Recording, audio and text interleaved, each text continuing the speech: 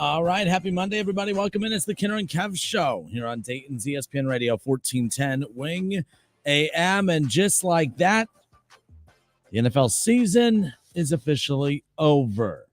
It's donezo.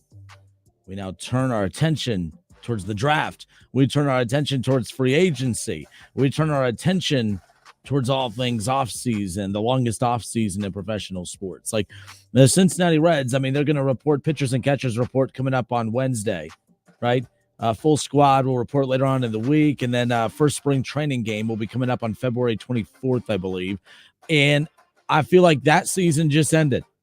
The NBA season, by the time they get through, all of their offseason festivities, I feel like it's like a month off and then bam, they're right back out there. The NFL offseason is the longest, most grueling offseason. Luckily, there's content galore, but man, when you have to resort to lists and stuff just because it's such a long offseason. I hate that it's the offseason, but man, we at least we got entertained yesterday with a great Super Bowl. Kansas City, back-to-back Super Bowl champions, knocking off the San Francisco 49ers. I wouldn't necessarily call it an instant classic, but it had what you want in a Super Bowl, and that is, you want overtime. You want it to come down to the final possession. To be honest, the last couple of years in the Super Bowl have been great. Jokes aside, obviously, I'm not a Bengals fan, so I know a lot of you it was painful to watch your Bengals lose late in a tight game against the Rams. But football fans as a whole enjoyed that Super Bowl because it was two of the best teams going head-to-head, and it took 4 full quarters to come to a conclusion, to crown a winner. Same thing last year. Another great Super Bowl last year. And another great Super Bowl yesterday. We closed the book on the 2023-24 season, 25-22, the final, the Kansas City Chiefs over the San Francisco 49ers. And, of course, that's what all the talk has been about all day today. Not going to be a whole lot different. We'll have Keith Byars come in studio with us here in just a little bit. We'll chat with him and get his thoughts on the Super Bowl. And what's wild about this is, I remember talking about it on the Sunday show yesterday and the build-up to everything last week that I just felt like the buzz for the Super Bowl wasn't there. I mean, there was a lot of talk of the game, the big game and all this stuff, but where was the buzz, the anticipation, the excitement? I mean, the game lived up to the hype, don't get me wrong. But now that the game is done, I think what it is because I think my theory on why around here, the buzz and the excitement for the Super Bowl, it just wasn't as peak as what I thought it would be, is I think that for the first time in a long time, our two Ohio teams at the same time are pretty good. And there's expectations. And when we don't get to see our teams live up to those expectations, it kind of sours the rest of the playoff run. Am I wrong in saying that? For instance, when the Bengals were bad for those years, I felt like there was more buzz for the Super Bowl because there was no woe is me or, oh man, I can't watch the playoffs or the Super Bowl without thinking, man, my team should be here. As a Browns fan for years, I was used to understanding that they don't have a shot. Bengals fans, for years, you understood your team didn't have a shot. Now that, this year, injuries, obviously the Bengals finishing in last. I get that. I'm not here to take a shot at that. But, you know what I mean? Like, I think that's what it is for the longest time, our teams weren't good enough to be in the mix. So we took joy in watching the playoffs and everything else. Now we watch the playoffs. The Browns get eliminated in the wild card round. The Bengals don't make it, but your team's good enough to make it. So you're soured on watching it. That's the vibe I got building up to this Super Bowl. That I could be wrong, but that's just where my opinion lies as far as that's concerned, nonetheless. But the good news is Bengals aren't going anywhere. The Browns aren't going anywhere. The AFC North isn't going anywhere. It's the toughest, most interesting division in football. But is there a Super Bowl winner in there? The thing that's interesting about this Super Bowl, we've talked about it. The NFL is built for parity, right? But there's not a lot of parity. It's built for parity, but there's not a lot of parity. If you look at the AFC alone, there is not a Super Bowl winning quarterback. Well, I lied. My fault. Let's start in the AFC East. Okay, we're starting in the AFC, but in the AFC East, there is one quarterback that has won a Super Bowl, Aaron Rodgers. The Patriots, Dolphins, Bills, no Super Bowl winning quarterback there. All right, let's go to the AFC South. The Titans, the Jaguars, the Colts, the Texans. None of those teams have a quarterback that has won a Super Bowl. Let's look at the AFC North. The Ravens, the Bengals, the Browns, the Steelers. 4 teams. 3 of those have elite history, of course, especially, in recent decades. The Ravens have won Super Bowls, but they haven't won one with this quarterback. Lamar hasn't won one. Joe Burrow hasn't won a Super Bowl. Whatever quarterback that the Bengals or the Steelers are going to roll out hasn't won a Super Bowl. The Browns haven't won a Super Bowl. The AFC South hasn't. So one quarterback in 3 divisions in the AFC have not won a Super Bowl. One quarterback in 3 divisions in the AFC have won a quarterback. Let's look at the AFC West. Justin Herbert, no. Whoever the Raiders quarterback is, no. All right, the Broncos, technically Russell Wilson, yes, if they bring him back. And then Patrick Mahomes. Only 3 quarterbacks of 16 teams in the AFC have won a Super Bowl. Of the 16 teams in the NFC, we thought we were close to adding another quarterback to that list, but only one quarterback in the NFC has won a Super Bowl, and that's Matthew Stafford. No quarterback in the NFC East, the North, the South, and only one in the West. That's it. That's it. So that's kind of where I'm sitting at here. And it's interesting. We talk about parity in the NFL. That's what makes the NFL great. There's opportunities for parity, but why is nobody jumping up and taking advantage of what I think the NFL does better than any other pro sport out there? The opportunity to improve and improve quickly. The rebuild word in baseball it's a nightmare because, as a fan, if your team has hit the reset button, you're going to be waiting for 3 or 4 years before you even see a glimpse of that organization turn things around. That's one reason why the Reds are so interesting. We shouldn't be excited about Reds baseball right now. We shouldn't have been excited about it last year, and we weren't. This year, we may have been more interested, but no excitement. The Reds rebuild might be one of the fastest rebuilds in baseball history, but technically, we don't really know what we have with the Reds yet, but we do know that there's enough there to be excited about. You know what I mean? So baseball stinks. Basketball, when you blow things up, okay, you get a number 1 draft pick. Look at the Spurs. They get Wembanyama. Do they look any better than last year? Not really, but they're more interesting, but they don't look that much better. Like the NBA takes years to rebuild. The Major League Baseball, years. I'm not a hockey aficionado. Hockey fans help me out. I'm assuming rebuilding in hockey is brutal as well. Rebuilding in football is not that bad. You could turn things around pretty damn quickly. A rebuild in the NFL could take 2 years, if that. You have one bad year, you could turn it around right after that. The Bengals win 2 games, 4 games in a Super Bowl. The Browns go 0-16. They win 7 games the next year, and the fan base could not have been any more excited thinking that they had their quarterback of the future in Baker Mayfield. So there's opportunities. There's parity around the league, but why is it that parity not resulting in parity amongst championships? Because I still think the NFL is the best at what it does, even with a dynasty once again ruling. Because we were told for decades, man, Tom Brady and the New England Patriots, they just have a stranglehold over the league. Once they leave, look out. There's going to be so many teams that have opportunities. But do they? The Bengals squandered theirs. The Browns spend a ton of money, can't get out of the wild card round. The Ravens have a 2-time MVP at quarterback. Only one other team has that, or 2 other teams have that, both in the AFC. The Jets with Aaron Rodgers, and his best playing days might be behind him, and now the Chiefs with Patrick Mahomes. The Ravens have that. They haven't got to a Super Bowl since Flacco won it over a decade ago. There's parity. There's a lot of great quarterbacks.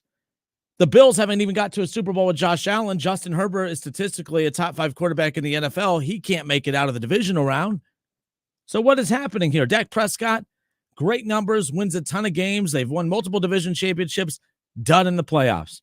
Commanders, Washington, the Commanders, the Giants can't get out of their own way. The Eagles get to a Super Bowl, and they take 5 steps back this upcoming season. The NFC North, that's great. The Packers, they keep on winning. They move on from Brett Favre. They get Aaron Rodgers. They move on from Aaron Rodgers. You have Jordan Love. Hadn't won a Super Bowl in over a decade. Vikings, a lot of star players, nothing to show for it. Buccaneers have a Super Bowl out of the South. Thanks, Tom Brady. It's been decades since they won one without him, right? Like it's wild. The Saints, the Panthers, the Falcons are not. They're known for the 28-3, come from behind blowout loss, or the loss that they had in the Super Bowl, giving up the big lead. Thanks, Shanahan. Again, he has a habit of that. So I say all of this. The NFL is a weird sport. We think we have it figured out. We think we understand it, but you look at what the Kansas City Chiefs did yesterday. That was Patrick Mahomes' worst roster he's ever played on. That was the least amount of talent Patrick Mahomes has ever played with. It was the worst statistical season of Patrick Mahomes' career. And he still won a Super Bowl.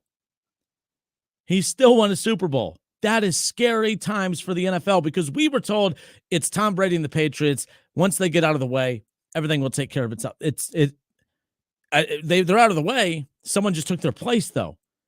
That's what's wild to me. And I'm here to tell you that the NFL is healthy because there's so many teams that we think have a chance, but they technically don't.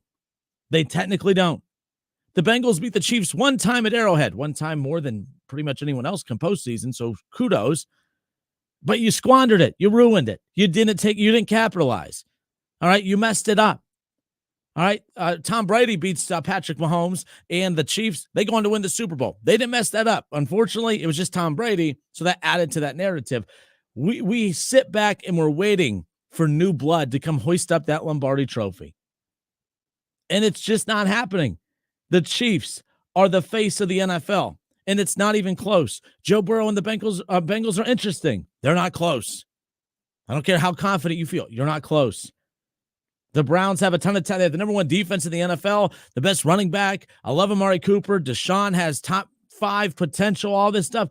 They're not close. The Bills have Josh Allen. They're not close. I love the Dolphins' offense. I love Tua. I love Tyreek Hill. I love what they have on the defense. They're not close. Anyone on the NFC, the Niners, they're close, but not close enough. Like, the Chiefs aren't going anywhere. The Chiefs, this was supposed to be the little retooling period last year and this year, and now they're going to restructure his contract. They're going to go out and make sure they get a talented receiver to give him, even though they had receivers that made plays throughout the playoffs. Good for them, but they can't. I don't think Andy Reid could stomach going through another year, having a team that leads the league in drops. The Chiefs are going absolutely nowhere. That's scary for the NFL. Also, good for the NFL. Because I think every league needs a heel. Every team needs that team. Every league needs that team that everybody hates. People hate the Yankees. Now people hate the Dodgers. You know, they go get Shohei Ohtani, and they keep adding big name after big name and restructuring the contracts. They're kind of the modern-day Yankees, where they're just flaunting their wealth, that they're doing things with their money that no other team in baseball can do. Where are you going to go? Well, everyone can go to the Dodgers, apparently. Everyone hates the Dodgers now. You need a heel. You need a bad guy. The Houston Astros, cheaters. You think baseball? Baseball didn't like that they cheated, but they kind of did, because what they ended up getting was a draw. Baseball hasn't had a draw for a long time. Shohei Ohtani is a draw, okay? But the Houston Texans, when they got caught cheating, they became a draw. They became the most booed and hated team in baseball, but they had a draw, so they kind of enjoyed it. Baseball needed I keep saying the Texans. My apologies, guys. Football. But baseball, they kind of liked the cheating scandal with the Astros because they had a draw. People wanted to boo them. They wanted to go to the ballpark and heckle them and let them know that we do not respect you for your cheating ways. If you're just tuning in, Shaw, no, we're not talking about Michigan. I just want to make sure. We'll get to them at some point, but just to clarify. But you guys see what I mean? Like, with the NFL, you get stars galore. You have draws all over the place, but now you have that team that everyone hates again. Everyone hates the Cowboys, but they haven't been relevant enough to really be hated on the biggest stage. Everyone hates the Cowboys, but the Cowboys, the NFL wants them to be a big draw. We haven't been able to see that hatred on full display in an NFC Championship game or a Super Bowl. But now the Chiefs, everyone boos them. Everyone hates them. They're the villain. They're the heel. They're the bad guy. And that's good for the NFL. Is it good for you guys, though, Bengals fans, who you're the closest with Joe Burrow? You're pretty damn close. Josh Allen and the Bills, they're pretty damn close, right? Like, you need to have a quarterback that is talented enough to go blow for blow with him. You guys are close. That's going to be what's wild about all this when it's all said and done. No doubt about it. All right, it's the Kinner Kev Show here on a Monday. Keith Tolliver. Thoughts about Chip and what does he bring because UCLA wasn't good? We'll get to that coming up in a bit. Keith Byars. Keith, thank you for that question. I'm not ignoring you. I promise we're going to talk Chip Kelly with Keith Byars coming up later in the show. Yeah, we'll get to that, I promise. Ann Anderson. Ann, I hope you're doing well. Great to hear from you. She says, bring on baseball. I cannot agree with you more. Clarence, Chris Jones MVP. He was difference maker on third down plays. It's a quarterback award, Clarence. I'm with you. Look, the Chiefs, the Chiefs were there, yes, because of Patrick Mahomes. It was his worst statistical season. He had a very, very good Super Bowl. But the whole reason the Chiefs were there was because of that defense. It should have gone to someone on the defense. Don't get me wrong, but it's a quarterback award. We knew it wasn't going to go anywhere else. But, all right, the Chiefs are your Super Bowl champions. Great. We've established that. Patrick Mahomes is elite. We've established that. Might be the best of all time. Have we established that? Who knows? But here's the question I have for you. For the longest time, we were told that New England and Tom Brady's success was due to the Patriot Way. And it was branded in a way that almost we felt like it couldn't be replicated, right? It couldn't be replicated. It was the Patriot Way. The Dolphins they don't have the Patriot Way. The Bengals, they don't have the Patriot Way. The Browns can't do it. The Cowboys, the Patriot Way, you couldn't replicate it. That's what we were told. And obviously, I think it was correct. No one else did replicate it. But what about this Chiefs dynasty? How have they put it together? Is their success, can you replicate their success? Can you duplicate what they're doing? Is it possible? We'll talk about that when we come back. Can the Bengals follow the Chiefs' blueprint? Can the Browns? Couldn't follow the Patriot Way. That was what their success was. That was their own little way and model, right? What about the Chiefs? What are they doing?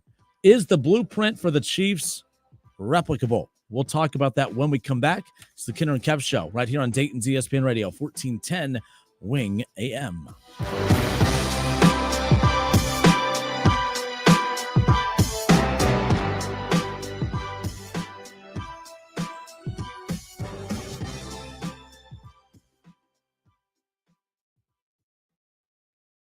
Listen, stream, watch. It's the Justin Kinner Show with Kev Nash right here on Dayton's ESPN Radio, 1410 Wing AM. ESPN 1410 Wing AM weather. Today, partly cloudy skies in the morning will become overcast during the afternoon, high near 50. Tonight, going to be cloudy, low of 31 degrees. And tomorrow, for your Tuesday, partly cloudy skies in the morning will give way to cloudy skies during the afternoon with a high of 44. I'm Adam Zellick for 1410 ESPN Radio. The Flower Man here with our annual Valentine's Day tradition. A dozen roses for $12.99. That's incredible. A dozen roses, only $12.99. So beautiful.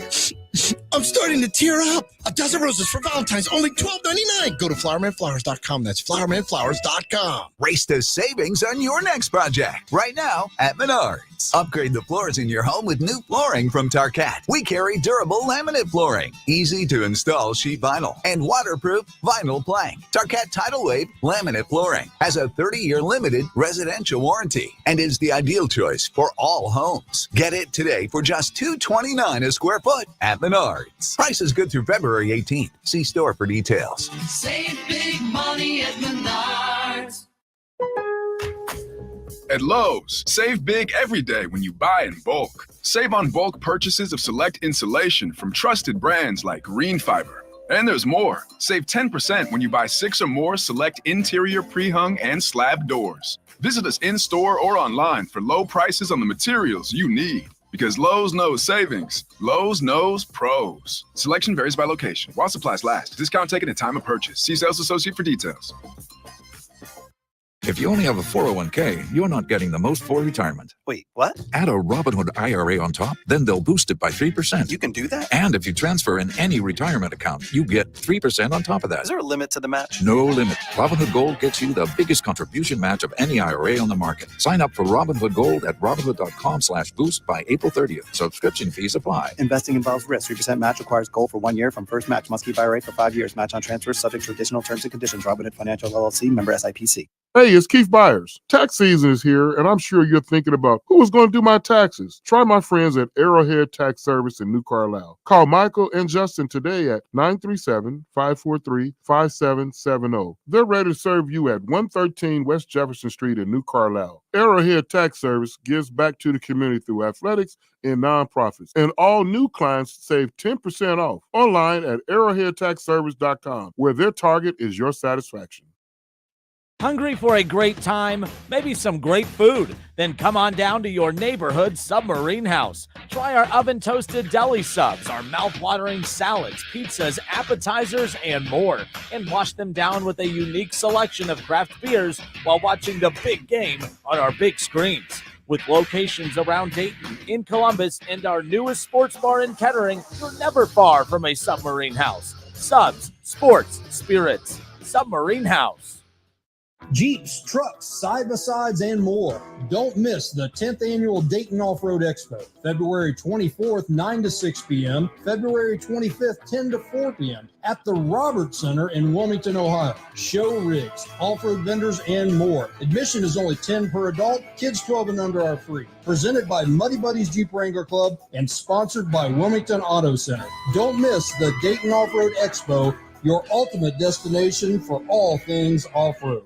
Whether we're in your home for a new McAfee installation, a scheduled maintenance, or a repair, you can count on McAfee to do what we say we'll do when we say we'll do it. We care about the services we provide and the products we install in your home, tailor-fitting our work to your family's needs through the entire process. We stand behind what we do, and we're proud to put our name on it. Breathe easy, choose McAfee, or have a cow.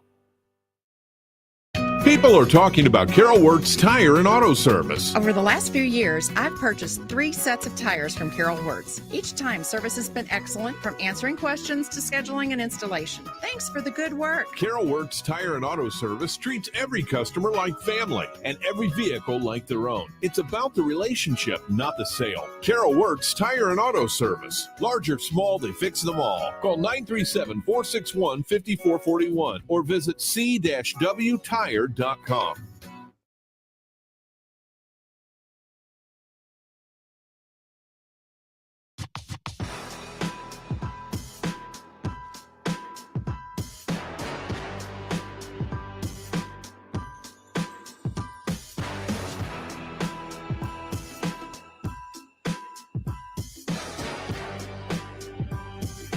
All right, everybody, we are back. It's the Kinner and Kev Show here on a Monday.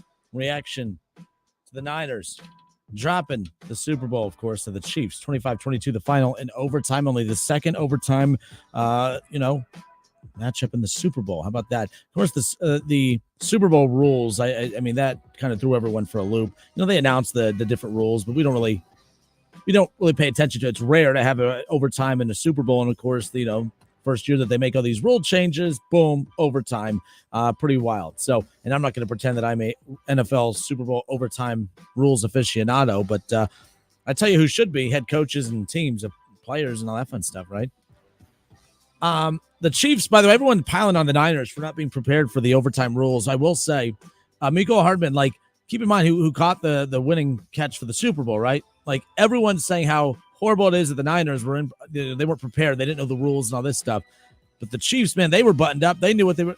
Mecole Hardman said he didn't even realize that, he scored the touchdown. He thought that they were, they had to kick it off again. They thought that the game was going to keep going. They clearly didn't know the rules either. We as fans, it's wild. You do need to hold the coaches up to a high standard. I get that. People ripping Shanahan for, the decision to receive versus kick off. I mean, people blaming the coin flip. I'm like, I haven't seen this many people upset about the handling of a coin flip since, Bengals fans. So that's just kind of the reality of it, but that coffee is much needed today. Let me put that off to the side so I don't spill it. But let's pick up with where we left off. Threw this out there. The Chiefs are so interesting because how do we have another dynasty in the NFL already? How? It is set up. The NFL is built for parity more than any other league out there. More than any other sport, the NBA is not built for parity. In fact, the NBA lives and breathes off dynasties. And there's a reason that with there being no dynasty in the NBA right now, there's not a lot of interest. LeBron James was the dynasty for a while, taking the Cavs to the NBA Finals pretty much every single season, winning a championship with 3 different teams. Everyone hated LeBron going to the Heat's going to ruin the NBA. Ratings through the roof. LeBron going to the Lakers is going to ruin the NBA. Ratings were through the roof for the first couple of years, especially winning the championship in the bubble. I get that. People want to try to put an asterisk next to it, but depending on who you talk to, some former NBA players tell me that winning in the bubble was actually more difficult than anything else just because of how different everything was that came with it. But regardless, sports need a villain. Baseball didn't have a villain for very, very long. Oh, the Yankees. You mean the team that hasn't won a World? I almost said Super Bowl. Sorry. You mean the Yankees, the team that hasn't won a World Series in over a decade and some change? Going on a decade and a half, they're no longer the villain. No one cares about the Yankees anymore. They really don't. You know what I mean? We care when they come to town. We care when the Reds play the Yankees. The Yankees are on TV. We'll watch, but they're not the draw that they used to be. Shohei Ohtani's a draw. The Dodgers are now a draw. We're hoping that LA De La Cruz is a draw, but overall, baseball did not have a draw up until the cheating scandal with the sign stealing scandal with the Houston Astros. Baseball was furious about it, but they kind of loved it because the Houston Astros became public enemy number one. They were a villain. Everyone had an opinion about them. Everyone was talking about them. You tuned in to watch them lose. The way you tuned in to watch LeBron and the Heat lose. The way you tuned in to watch the Yankees lose in the early the 90s and 2000s. The way that you tuned in to watch the Cowboys lose. Hate watching is the number one draw for ratings. I hate that team. I'm going to watch. I want to watch them lose. I'm not tuning in to watch them succeed. The Super Bowl. I hate Tom Brady. I hate the New England Patriots. And why are so many people watching? You never hear anyone say, I like Tom Brady and the Patriots, but everyone tuned in to watch. Why? Because you took great pleasure in the chance and the hope that he might lose and fail. And we're doing that with the Chiefs right now.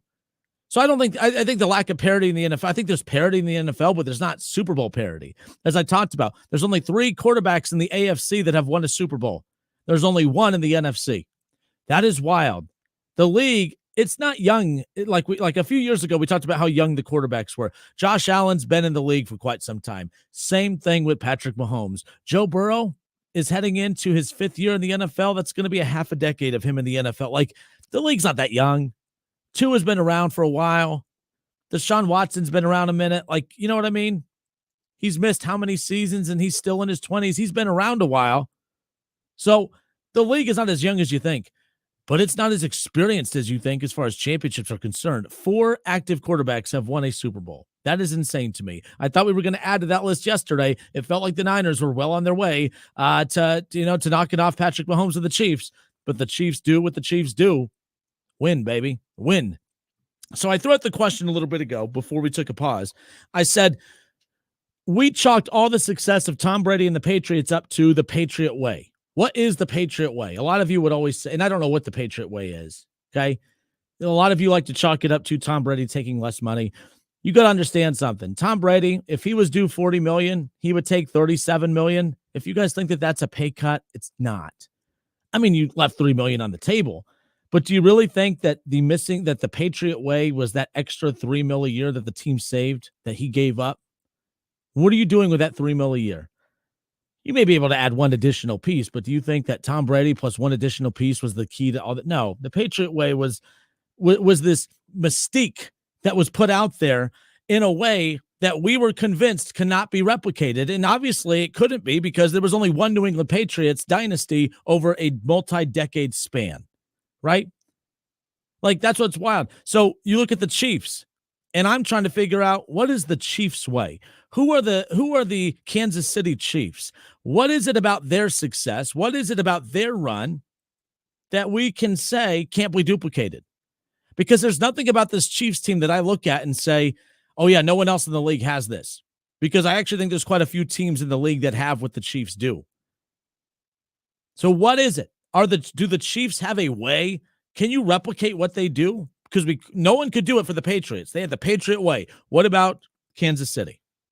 What say you? 518-1410. 518-1410. You can call into the show. You can text into the show. You can tune into the Justin Kinner Show Facebook page where you'll see my ugly face talking to you on camera. You can interact with us there or on ESPN Dayton's YouTube channel.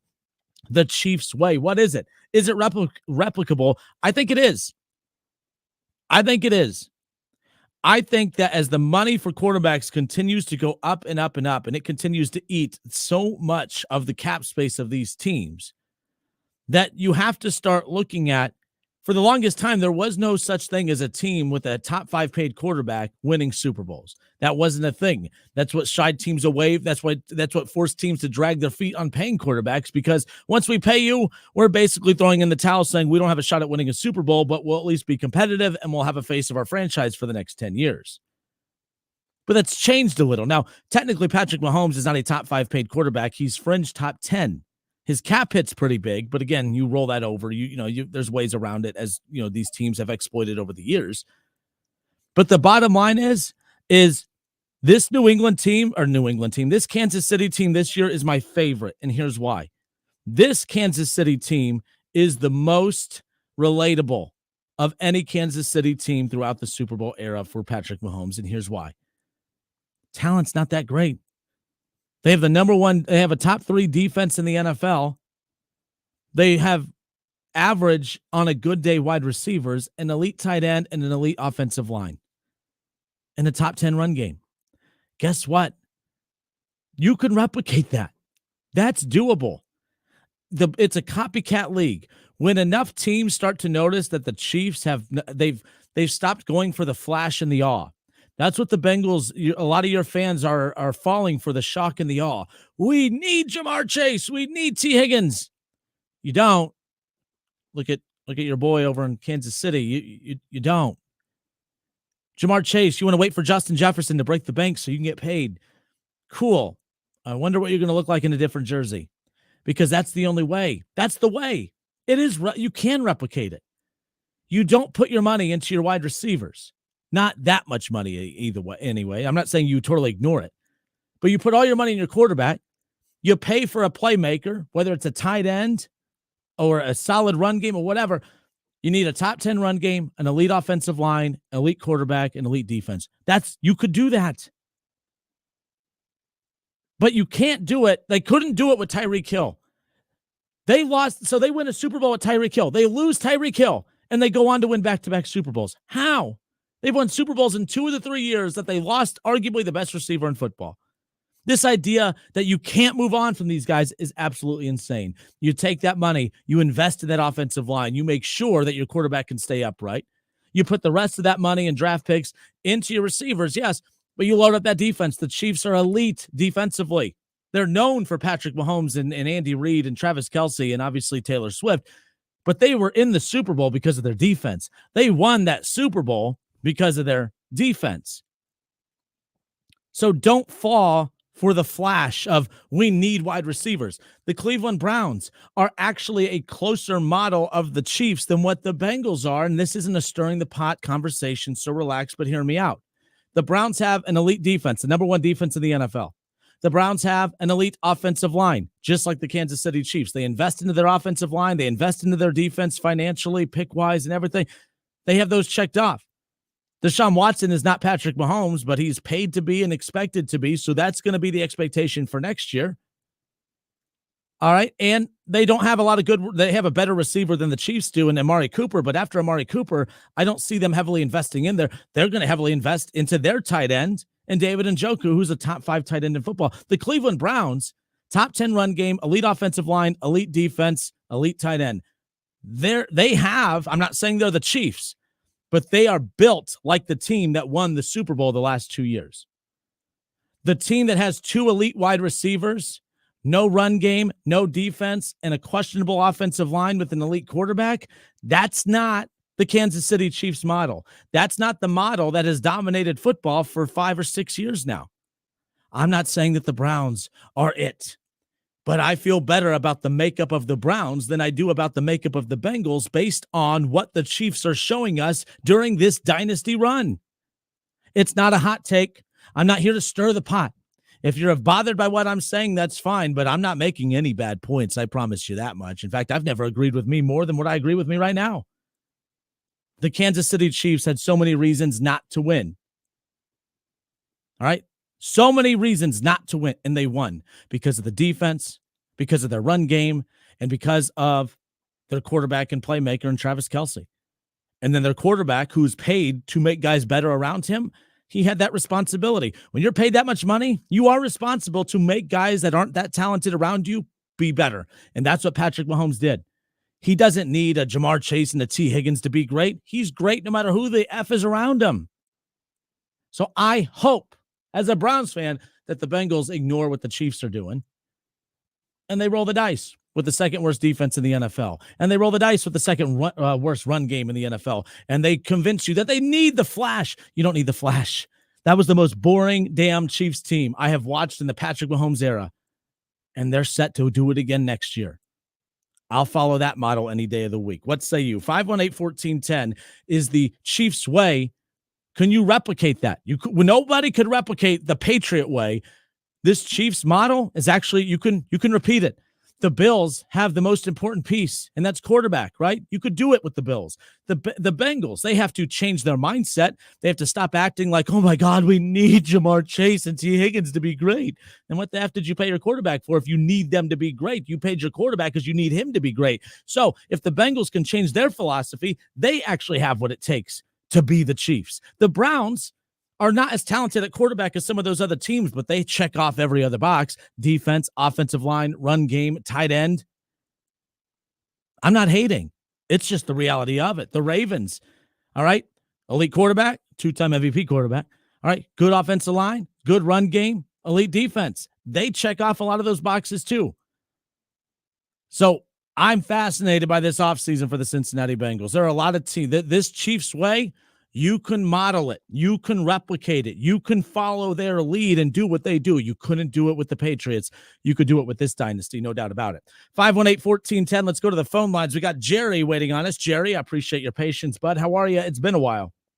It's been a while. It has indeed. I agree with most of what you say, but what I will say is what the Chiefs have that I don't think anybody else has is they have Mahomes, who's head and shoulders the best quarterback in the league. Mm-hmm. And they have Andy Reid, who's head and shoulders the best coach in the league. He's got the best staff. Spagnuolo is a genius in defense. And they've got a great front office. When have you seen the Chiefs miss on a draft pick? They don't. Look, I watched my team physically dominate this Chiefs team on Christmas Day. We beat that team without completing a pass for 3 quarters, Justin. So this team could be beat. I think San Francisco could have won that game last night easily. And it has, by the way, I totally agree with Shanahan taking that ball first in overtime. Jerry, I agree. I kind of didn't mind it. I know people are so up in arms about it, but gassed.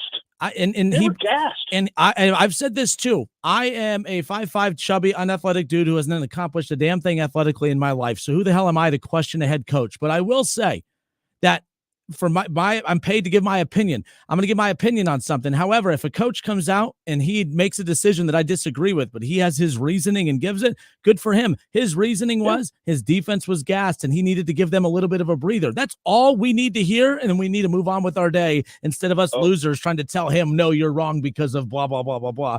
I agree with you, Jerry. I'll give you that. Oh, by the way, had Kansas City had to kick a field goal to tie, next score wins. Yep. That's how it was set up. So he was playing that game too, right? If the next score after the first 2 possessions wins, you want to be the team with getting that third possession. Let's be honest. So I have no problem with Shanahan and what he did. But back to the Chiefs. They're scouting. Their front office is the best front office in the league. I don't think anybody can argue that. I can't, as a Raider fan, watching this Chiefs team and watching how they draft, they haven't missed on a draft pick, Justin, that I can remember. And I'm not talking just first-round picks. I'm talking second- and third-round picks, too. They don't miss on the draft. And they don't – yes, they signed Mahomes to a big contract, but they stretched it over 10 years, Justin. You know what they're going to do this year? They're going to roll it over. They're going to save cap space. Now, they're still going to lose either Snead or Jones because they can't roll that much cap space over. I think it's going to be Jones. I think the Bengals make sense for Jones as well. They need help with pass rush. I think they're going to move on from Jones, but I mean, again, they can go out. Team in silver and black. That team in silver and black looks. He'd look good in silver and black too, and we got lots of cap space. We're going to make a run at him, but beyond. But I think what the Chiefs have. But I agree with you in the sense that Cleveland, it has a lot of the same pieces. Baltimore has a lot of the same pieces. Let's be honest, Pittsburgh has a lot of the same pieces, right? And I hate to say it, you're going to laugh, but if you look at the last half of you know who the number 1 defense in the last half of the year was? You want to take a guess? Was it your team? I don't know. The Las Vegas Raiders. And we do have a running game, and we do have some dudes, but our problem was we had a 4th-round draft pick rookie playing quarterback. So, that's our problem, and the same problem Pittsburgh has, right? No one's playing quarterback. But I don't disagree with you on your take in that you can replicate what the Chiefs do to an extent, but the problem is, and I hate to say it because I hate those ketchup and mustard suckers, Mahomes and Andy Reid. and that front office. And you're going to have to pry some dudes away from them in order to catch them. You know what? Hate to say I it, missed it I makes missed me something. sick. You're right. I missed something. And that's a great point. I keep thinking of like position groups down on the field, but it does come down to front office. It does. And that's, the Browns check off a lot. Like the Browns are actually, and again, I'm not being a homer here. Hear me out. The Browns are the closest team to the Chiefs as far as how they are constructed and built. Like as far as where their money is distributed, as far as where their talent is, they are like you know what I mean? But Baltimore, the front office, Baltimore's there too. Baltimore, and I said that because they have Mark Andrews at tight end. I think that this is why when we had Jay Morrison who covers the Bengals on last week, he just said he doesn't anticipate them, really putting a whole lot of, urgency and putting a whole lot of value into the tight end position. But I'm like, if you look at all the teams around football that are the most successful, they have elite tight ends or they are tight end centric, even mixed with good receiver play. I think the Bengals' biggest problem is they're going to get in their own way. They're going to think that they're the smartest team in the room, and that's going to get in their way. The Browns check off a lot of boxes, but their front office, even though I like Andrew Berry, you got to question them on a lot of stuff as well. I'm not in full trust mode with them yet. But yeah, the front office, that's another group you need to add into the mix. I will give you that as far as that's concerned. So I think in this age of salary cap and being able to manage the talent and develop the talent, I think it's the most important piece. And it's the one piece that you have in common with the old New England dynasties. When they had strong personnel people like Pioli and those dudes who could push back on some of Bill Belichick's worst instincts, right? Which he hasn't had. They were really good.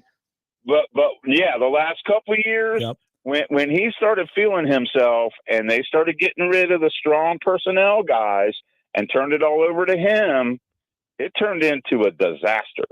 And so let's not forget, who was the guy who went over to Kansas City when Andy Reid went to Kansas City? Scott Pioli. Where did he come from? New England. And that's what got the ball rolling with them. I'm telling you, they're by far the best front office. Look at your Dallas Cowboys. No, I try not to. They've got stars all over the place, but their front office is a mess because Jerry can't keep his nose out of it. Again, that team your Cowboys should have at least one Super Bowl in the last 6 or 7 years based on the names and all the stuff they've got going on, but they just make the bad mistake at the wrong time, and you never see that with the Chiefs, ever. Well, Jerry, I appreciate you, and good hearing from you. Real quick on, and I know I haven't called in a while. I just want to make one quick comment about the Reds. Yep. How did, if you could ask somebody when you talk to someone down there, did they make a run at Corbin Burns because what Baltimore got gave up for him, we had tons more available that we could have given up and gotten a frontline superstar pitcher. I can't believe we didn't even make a try. I mean, come on. I'm in the middle with the Reds because if they were aggressive, if they would have been balls to the wall aggressive, I would have been super jacked. I trust this front office group right now. I know the fans aren't there yet, and I don't blame you. But they've changed their whole philosophy since 2019, and we can't deny the changes that we've seen in the minor league system, and even with the Reds right away calling these dudes up.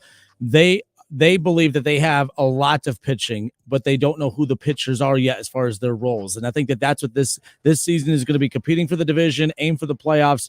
But this season is going to be very important as far as role distribution, figuring out what exactly you have. I still think next season is when you're going to see the Reds go absolutely ham in the offseason with money. But for right now, I think it's one of those where we need one more year to know exactly who we have. And I'm going to be patient. I'm not trying to defend them because we're an affiliate. You know me. I've never been like that. Yeah, I'm going to be a little more optimistic and patient with this group. No doubt about it. But Jerry, great hearing from you. You too, buddy. Have a good one. All right. Good stuff. 518-1410. It's the Kinner and Kev Show. A lot of good stuff coming in the chat. Head to the Justin Kinner Show Facebook page. We're live right now. Stepping away for a few moments. You can leave your opinion in the comment section.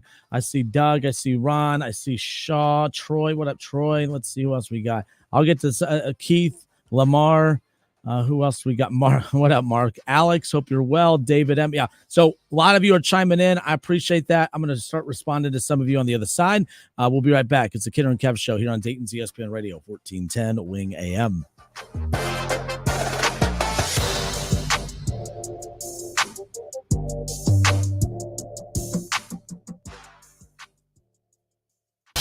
It's the Justin Kinner Show with Kev Nash on 1410 ESPN Radio.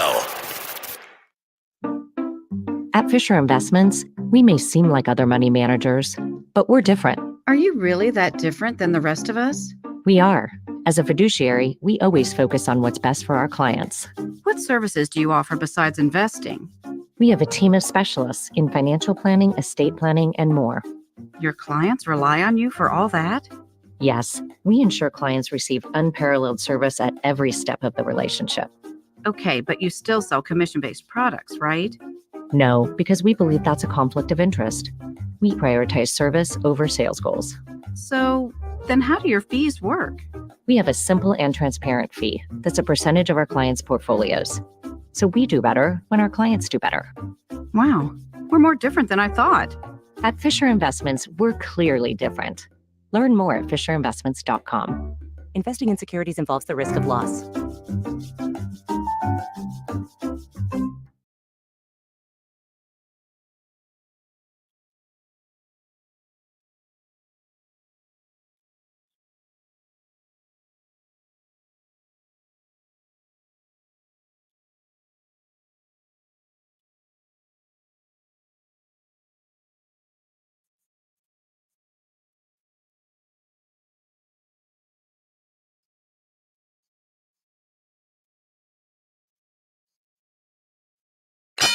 Hello, it's John Kozik, founder and president of TurboTrack Realty, and I buy real estate as is fast for cash. Give us a call today for an all-cash offer at 614-470-2000, 614-470-2000. I buy vacant properties, inherited homes, divorce situations, death in the family. I even buy my tenants won't pay me the rent houses. Give us a call today for an all-cash offer at 614-470-2000, 614-470-2000. Sick and tired of achy joints? Dread the idea of surgery? You need to call QC Kinetics today. Hey, it's Keith Byars. Listen, the state of healthcare is always changing. The old ideals like steroids and surgery are no longer your only options. Regenerative medicine at QC Kinetics is transforming lives with innovative, non-surgical, drug-free treatments that deliver lasting results. Knee pain, back pain, shoulder pain from arthritis or injury? Don't let this pain keep you from living your best life. QC Kinetics advanced state-of-the-art treatments harness and direct your body's natural ability to restore and repair damaged joint tissue. This is a revolutionary approach that can get you long-term relief with no downtime. Make 2024 the year you reclaim your mobility, reclaim your independence, walk and run and play and live without the danger and trauma of surgery. And without harmful drugs, call QC Kinetics now for a free consultation. 937-936-0325. 937-936-0325. I'm Terry Krupp of Laird's Tax and Accounting, serving this area's tax and accounting needs for over 80 years. One of the most rewarding aspects of our jobs as tax preparers is that we have families that have used our services for generations. Laird's Tax and Accounting is a pioneer in our industry, being the first to offer new services. We stand behind your return if the IRS has questions. We know the tax code and can make the difficult task of making your tax filing easier. Relax. Contact us at 937-325-6571. Information at lairdstax.com. Hey, let me tell you about the advantages of driving with my friends at Cordell Transportation. First of all, for the new year, they're offering brand new equipment to drive. They purchased new equipment, and not a lot of people could say that, but they've got it, and they're ready to roll with you. Cordell Transportation is offering an incredible $5,000 sign-on bonus paid over 18 months. If you're an experienced Class A CDL driver looking for excellent benefits, home daily dedicated lanes, no-touch freights, then apply today online at CordellTransportation.com. Cordell Transportation, driven to succeed. Listen to this station anytime, anywhere on Odyssey. Odyssey is your new audio home for all the music, news, sports, and podcasts that matter to you. Odyssey. That's AUDACY. Make the hiring process work for you. With Indeed's end-to-end hiring solution, you can attract, interview, and hire candidates all from one place. Start at Indeed.com/credit.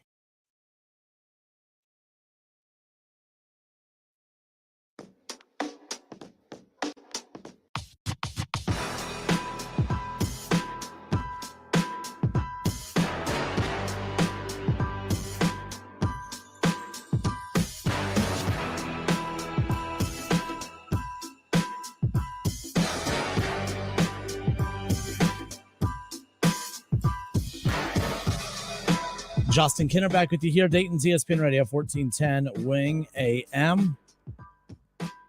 We got the Wright State Basketball Coaches Show coming up immediately following our show today, 6 to 7, out at Modex Tequila Bistro over at the Green. All right, some college basketball stuff we'll touch on now, too. Again, Keith Byars is going to be with us around the corner, by the way. He'll be jumping in the studio with us. The updated AP Top 25 came out for college basketball. And look, trying to decide what kind of mood I'm in today and where I want to go with this. Dayton somehow moved up. I don't get it. I'm just a hater, right? Like, that's the thing. Like, it is what it is. But how do you lose in the crummy A10 with only putting up 47 points and you move up in the AP rankings? That doesn't make any damn sense. It doesn't make any sense. None. Like, is that how bad college basketball is? That you can go on the road in a conference that's a one-bid league, lose by only putting up 47 points, and look like absolute crumb? I'm in a semi-good mood. I'm going to use the word crumb. And you move up 2 spots? Like, how bad is the rest of college basketball if that's the case?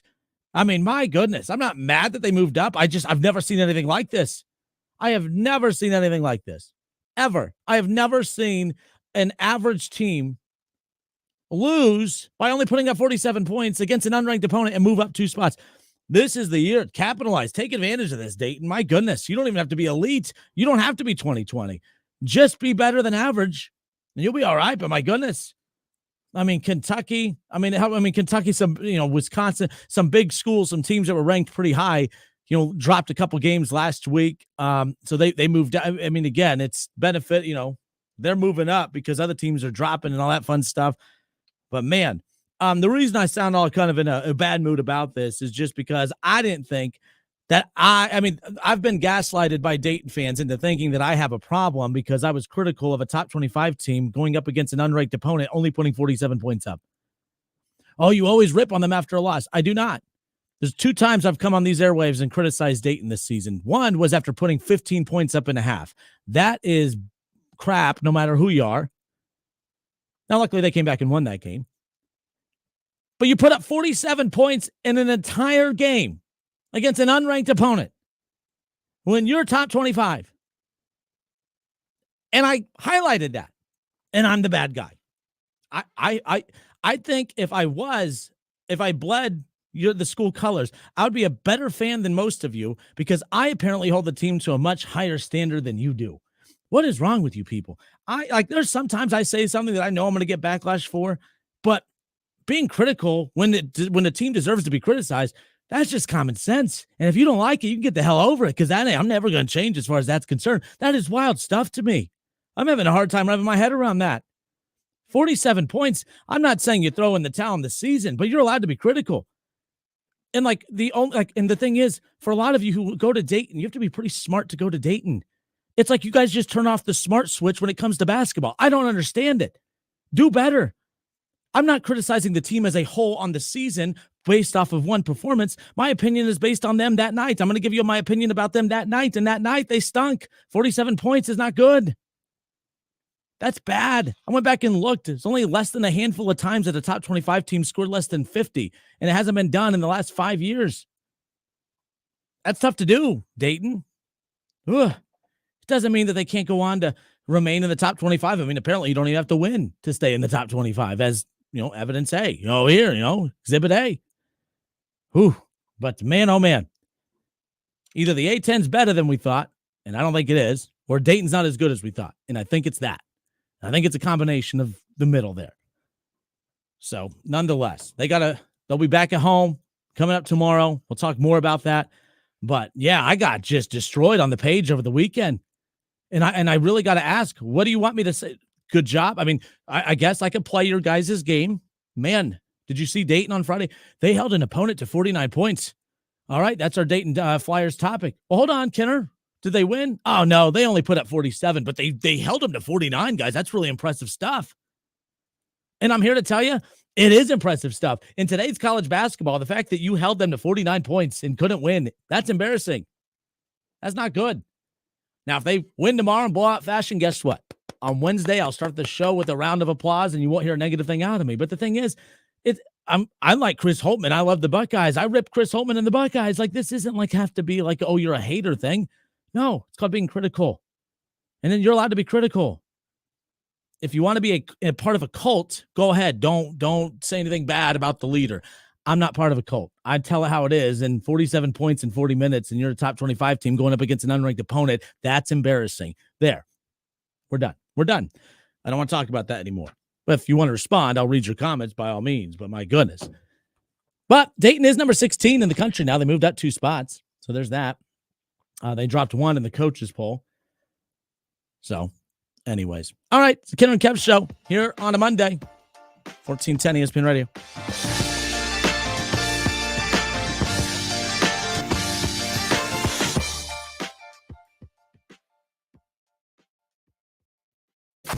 It's the Justin Kinner Show with Kev Nash on 1410 ESPN Radio.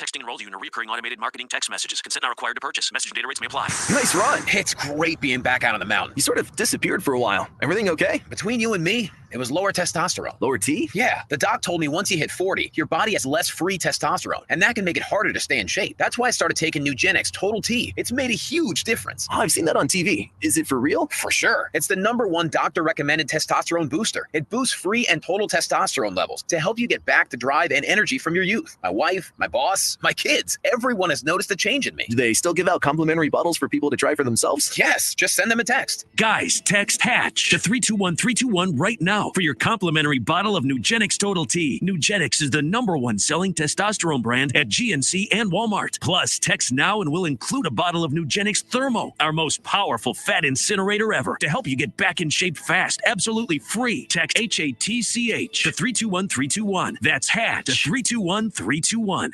We all hear the radio ads about the IRS. They tell you to be afraid, to be scared, and they try to frighten you into calling. I'm not here to do that. Tax Relief Advocates is different. TRA is here to tell you that if you owe money to the IRS, whether it's $5,000, $50,000, or $500,000, we have a solution. It doesn't matter if you're sitting in your car, at work, or with your kids. No matter where you are, call now. 800-575-1748. Don't lose hope. TRA can eliminate or reduce what you owe to the IRS. There is zero risk to you. If we can't reduce your tax debt, then you pay nothing. Our passion is taxes and helping individuals fix their IRS problems. We have a 5-star rating on Google and Yelp and an A+ with the Better Business Bureau. You don't need to be afraid of the IRS any longer. End your tax nightmare today by visiting us online at TRA.com or call 800-575-1748. That's 800-575-1748. Tax Relief Advocates. Real solutions for real people. The ONN Daily Podcast. Get a recap of all the day's news from across the state. ONN affiliate WBNS TV in Columbus has more. Haley Kirby reporting in downtown Toledo. From the State House, Kevin Landers. ONN Canton. ONN affiliate WKYC TV in Cleveland explains. In Marietta, Brett Wharf, ONN News. Emma Henderson in Genoa. The ONN Daily Podcast. Listen at ONNradio.com or wherever you download your favorite podcasts from the Ohio News Network. If you need new roofing, siding, or gutters, skylights, or patio enclosures, if you're a homeowner or business and need someone you can trust, don't take a chance. Enhance with Lance. Lance Roofing and Siding in Fairborn has been satisfying customers since 1993 and hold an A+ rating with the Better Business Bureau. Lance Roofing and Siding, 8460 Dayton Springfield Road in Fairborn. Call for a free estimate at 864-2722. That's 864-2722 or online at lanceroofing.com. Veterans, were you exposed to harmful burn pit smoke while serving overseas? The Department of Veterans Affairs has recognized and is providing benefits to veterans who suffer with asthma, rhinitis, and sinusitis as a result of burn pit exposure. If you served in the Southwest Asia Theater of Operations or Afghanistan, Uzbekistan, Syria, or Djibouti, and suffer from any respiratory illnesses that you believe is a result of exposure to burn pits, contact the Montgomery County Veterans Service Commission at 937-225-4801. Everybody knows that Roosters is a fun, casual joint with their award-winning waitstaff, great food, fun, and laughter. It's a quick stop on the way home to sit back and unwind. It's a front row seat to the big game. Roosters is where you, your family, and friends can order pizza, sandwiches, salads, and more. And the home of award-winning wings that are fresh, never frozen, and so big you won't believe it. It's your family's other dinner table. Roosters, a fun, casual joint, and proud sponsor of Ohio State Athletics. Strong enough for a Mastiff, gentle enough for a Chihuahua. Invisible Fence brand is more than a fence with hands-on training and exclusive solutions to give your pet more room to run. Learn more at invisiblefence.com. For John's 60th birthday, his family planned to drive down Old Route 66. But the trip took a detour when his wife got sick with RSV. It's a highly contagious virus that can lead to breathing problems and hospitalizations. This year, we don't want to cancel our plans. We're protecting ourselves with Pfizer's RSV vaccine, Abrysvo, respiratory syncytial virus vaccine. Abrysvo, a vaccine to prevent lower respiratory disease from RSV in people 60 years and older. It's not for everyone and may not protect all who receive it. Don't get Abrysvo if you've had an allergic reaction to its ingredients. A weakened immune system may decrease your response. Most common side effects are tiredness, headache, injection site pain, and muscle pain. For full prescribing information, please call 1-844-989-7284 or visit abrysvo.com. So don't wait. Ask your pharmacist or doctor about Pfizer's RSV vaccine, Abrysvo, because every breath matters. Staples stores provide innovative products and services for small business, remote workers and learners, even teachers and parents. Explore more at your local Staples store. Coming to you live from the Superbook Sports Studios in Kettering. You're listening to Dayton's ESPN Radio, 1410 Wing AM.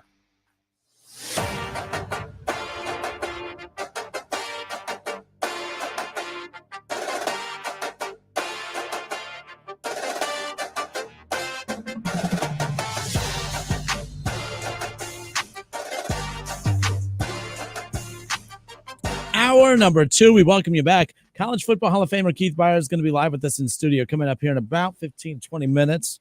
We'll chat with him about last night's Super Bowl. One thing we did not get to touch on yesterday's Sunday show was, of course, and even during his show today, with the Super Bowl dominating on the talk, of course, was Ohio State getting Chip Kelly as their offensive coordinator.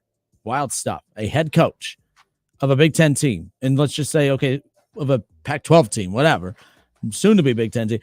A head coach, like you see head coaches from time to time, head coaches of Division I college programs leave to take an OC job somewhere else, but that somewhere else is usually a significantly bigger program. Now, UCLA is not on the equal playing ground with Ohio State, but interesting nonetheless, as far as that's concerned. But let's see. Before we go back to the phone lines, and we'll get to KB coming up here in a moment. I touched on this before. Dayton loses 49-47 last Friday night. They were number 18 in the country. They go on the road. They take on an unranked opponent, and they put up 47 points. They only gave up 49 points, but ultimately they lost. I mean, it was a hideous game. It was very hard to watch, no doubt about it. David M. on YouTube messages in. David says, UD was unfocused and asleep offensively for that game. No question, inexcusable effort for a top 20 team. Yet, I'd still take them over OSU by miles. Look, this Ohio State team has not lived up to what the expectations, and that's why Chris Holtman's going to be gone at the end of the season. I hate ripping Chris Holtman. I really like Chris Holtman. I'm a Buckeye basketball fan, if I may. But the bottom line is there's expectations. I don't care that it's a football school. You're expected to win basketball games. And the fact that you're not involved at all in any of the bracketology stuff, you're not close to the top 25. I'm not even sure if there's anything that Holtman can do to close out this season to save his job, to be honest with you. But the one thing I appreciate is that Buckeye fans are, they're intelligent, and they hear me saying something critical about their team, and they're not going to get their panties in a bunch. So I appreciate them. The Buckeye football fans, though, those are the weirdos. Those are the ones that lose their mind over anything, right? Like, I'm not going to sit here and act like Ohio State fans are sane. They're sane, or they're not sane. But it is what it is as far as that's concerned. But David, thank you for the note. Let's see. Jody says, yes, Flyers fans were going in on me. Again, I made a post last week. Who we got here? Last week, we got a post last week. Or I posted the score afterwards. And all I said was Man, your score at the half, 49-47. Dayton Travs. Oh no, wait, that's the final score. That's the amount of points scored in the game. That was wild to me. And all I was saying is I expect more out of a top 25 team. I didn't say that they're not a top 25 team. I didn't say that they're not going to make the tournament. I didn't say that they weren't any good. But they played that night, and I gave my opinion on them that night, and they were not good that night. Hence the final score. Hence the effort. Hence the coaching. Hence you got a guy standing in one corner, a guy standing in the other, no ball movement. It's just dribble, drive, penetration. Oh, dribble into the paint, turnover. Oh, dribble into the paint. Oh, Duran, he's really good. He'll score from time to time, but not scoring enough that night. I like Duran. No problem with Duran. Duran's a real dude. Like, I appreciate Duran. I wish he would be a little bit tougher down on the block and just rip people's faces off. But there was no offense. There was no ball movement.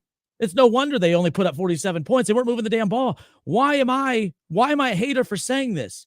You guys claim to be intelligent basketball fans. How can you sit back, watch that game, and say, go Dayton Flyers? You could say, go Dayton Flyers. You can also say, hey, Anthony Grant, drop a damn play. Run an offense, something. It's okay. You're allowed to do that. You can do that. That is allowed. I have no clue what happens at these cult meetings where they tell you you're not allowed to be critical of the coach. You're not allowed to be critical of the team when they lose. I have no clue where that is at in your season ticket holder book. But you're the only one with it, and it's ridiculous, and it's embarrassing. I'm here to tell you, you could be critical and still be a fan. It's that simple. You can hear someone like me be critical and not have to have your feelings hurt and be sensitive and say, oh, you're hurting my feelings. It's okay. Anthony Grant's a hell of a coach. The Dayton Flyers are a legit top 25 team. The Flyers are a tournament team. They are going to, potentially go on a run in the tournament. That doesn't mean that they get a pass for playing like donkey blank on the road against VCU. I'm allowed to be critical. I'm paid to be critical. I'm paid to give my opinion. And my opinion is being a top 25 team, scoring 47 points against an unranked opponent is not good. And if that's good to you, well, then bless your heart. Bless your heart. That's fine. Whatever. We can argue all day on this one. I'm not going to, it is what it is. Doug Toby says we weren't playing Detroit's defense. Now, this is the other part of the playbook for your fan base. Let me ask you something. Like you guys say, if I talk Wright State and try to promote them heavily, I get a lot of pushback from Dayton fans. No one cares about Wright State. Then why is it half the time? I think Wright State would love if I mentioned them more on the show, and they would be right. I probably should. But I will say the one thing I will give a lot of credit to Dayton Flyers fans is this. The reason Wright State gets talked about as much as they do on this show, honestly, it has a lot more to do with you guys than me, because the second I say, man, 47 points against an unranked opponent when you're a top 25 team, man, that's not very good. Oh, yeah, well, what did the Wright State Raiders do? Oh, what do they have to do with this? You told me you don't care about them, but you cared enough to go find the box score. You cared enough to tune in to watch. You cared enough to write all over my Facebook page, which I appreciate. I appreciate you tune in, even if it's just a dog on me the whole time. But what does Wright State have to do with Dayton? Because I'm not holding Wright State to a top 25 expectation because they're not top 25. I am holding Dayton to a top 25 expectation because, well, that little number in front of their name, I guess, means that they are, right? So please, most of you are UD alum. Most of you have gone to Dayton, which means you're pretty smart. So please put that on display when talking basketball with me. Can we do that? Can we agree to do? Because there's a lot of great Flyer fans out there. There's a lot of really smart ones. But apparently, I get the honor of getting the not so smart ones that want to argue with me and get mad just because I say, hey, 47 points kind of stinks. I would say that about Kentucky. I would say that about Ohio State. If Wright State put up 15 points and a half, I'd say it about them. So I don't know what Detroit has to do with this. I really don't. Especially when I go back and I look at some of the scores from your top 25 team. You struggle to beat LaSalle. You struggle to beat Longwood.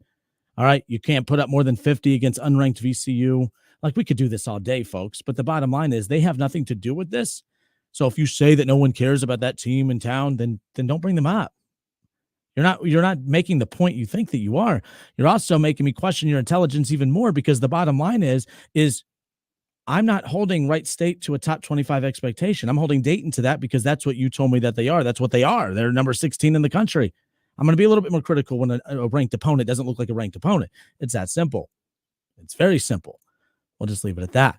So it is what it is. So we'll just keep on moving. Well, it is what it is. I know there was one more I wanted to touch on, but maybe I shouldn't for blood pressure purposes. So Troy says, the A10 is not a one bid league if Richmond wins the tournament. So again, using your team's deficiencies to prop up your conference, the A10 is garbage. Is it better than the Horizon, just so we can get that out of the way? Yes, it should be. The hot takes from you people. Oh, schools with significantly bigger budgets are better than teams with not so good budgets. Well, that would make sense. At least there's some common sense being used in here a little bit. Kudos. Okay. But the A10 is a one bid league, and you're saying, no, they won't be a one bid league if Dayton doesn't win the tournament. So Dayton's deficiencies in the A10 tournament might put two teams in the A10, or might put two teams from the A10 in the NCAA tournament. Oh, bravo. Shaw, my bad. I know you wanted to talk NFL. Let's get me back on track here. Kev's out today. It's your responsibility. Get it. Shaw's always here to lower my blood pressure and calm me down, right? Isn't that your role on the show? Right? It's my new role. Apparently. I guess new year, new you. Yeah, exactly. And see, you really want me to take it back to the NFL? Because I could continue talking college basketball with you about that game Saturday night. Why not? Go ahead. It's your time. I made you wait a little bit. We have about 6 minutes, so go ahead. I heard it in your voice in post game. I think you were very frustrated too about the game Saturday night. I know I was. Oh, you're talking about Wright State. Yeah. Yep. This is going to tick some people off. The better team in the city right now. I know the rank doesn't say that, but I would love to see the two teams play each other, and I think it might turn out different than a lot of people would think it would. Anyhow, I just was frustrated that they continued pounding the ball down low to what I call the black hole, because once it goes down there, that ball never comes back out, and it's frustrating. Are you talking about which team are you talking about right now? My bad. Just Wright State. So when they throw the ball inside. Yeah, when they go down low, that ball. I can't remember the guy's name. There's Braun and Noel. So that's Noel. When they throw the ball down low to him, it's a black hole. It goes down to him, and the ball never comes back out. It doesn't matter if he gets doubled. It doesn't matter if he loses. He doesn't catch it cleanly. It doesn't matter if his move isn't there. When he catches that ball on the block, that ball's going up no matter what. Well, to be fair, the reason that is again, we're at the mid-February point. So Wright State's Correct. The number one team in the country field goal percentage wise. And they have that mark because they are dominant inside. Their bigs feast inside, and their bigs, obviously, a lot of their points come inside. That's obvious. But those two, Noel and Braun, have such high field goal percentages because when they get the ball on the block, they usually dominate and they usually, score. That was not the case, but Oakland has a ton of athletes too, and that forces the bigs to play faster. And when they have to put the ball on the deck, they end up turning it over. It wasn't as smooth, so they do that more times than not. But that's why they still lead the league, or lead the country in field goal percentage, because they get those high percentage looks. But no, that was not. They were not getting easy, comfortable looks. And Greg Campy's a hell of a coach, and they took a lot of those looks away. And the athleticism of them just was a lot for Wright State to overcome that night. So, woofa. That was going to my next point was it, but it didn't really matter if he would have swung the ball back out, because their athleticism, like you guys were post game, were talking about.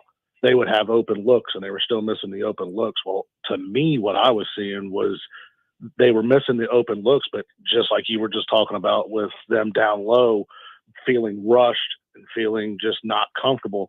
I think everybody on that court for Wright State just was rushed, not comfortable. It just was sluggish. I think that's why the offense struggled, in my opinion. But no, they stink at defense, and they held them. That was one of their best defensive games of the season. And then, of course, the one bad offensive night they have, It's like, you got to be kidding me. The one night they've played really good defense, they could not match it with good offense. But Oakland's good. They have 2 deadly 3-point shooters on the right and the left, and then 2 bigs down low that can dominate, and they're perfect for that league. And they're probably going to end up coming out on top when it's all said and done. So who knows? You guys made that run late in the second half, and then that guy there in the left-hand corner both times, just back-to-back, just next possessions, just dagger in the corner, and that was all she wrote. But to the NFL thing, just real quick, I think what the Chiefs are doing is modeling what the Patriots, quote-unquote, the Patriots way. The problem that I think the teams are going to have that they're going to try to model what the Chiefs are doing is, well, 1, you don't have Patrick Mahomes, and 2, you don't have Andy Reid. Caller earlier was talking about the front office staff.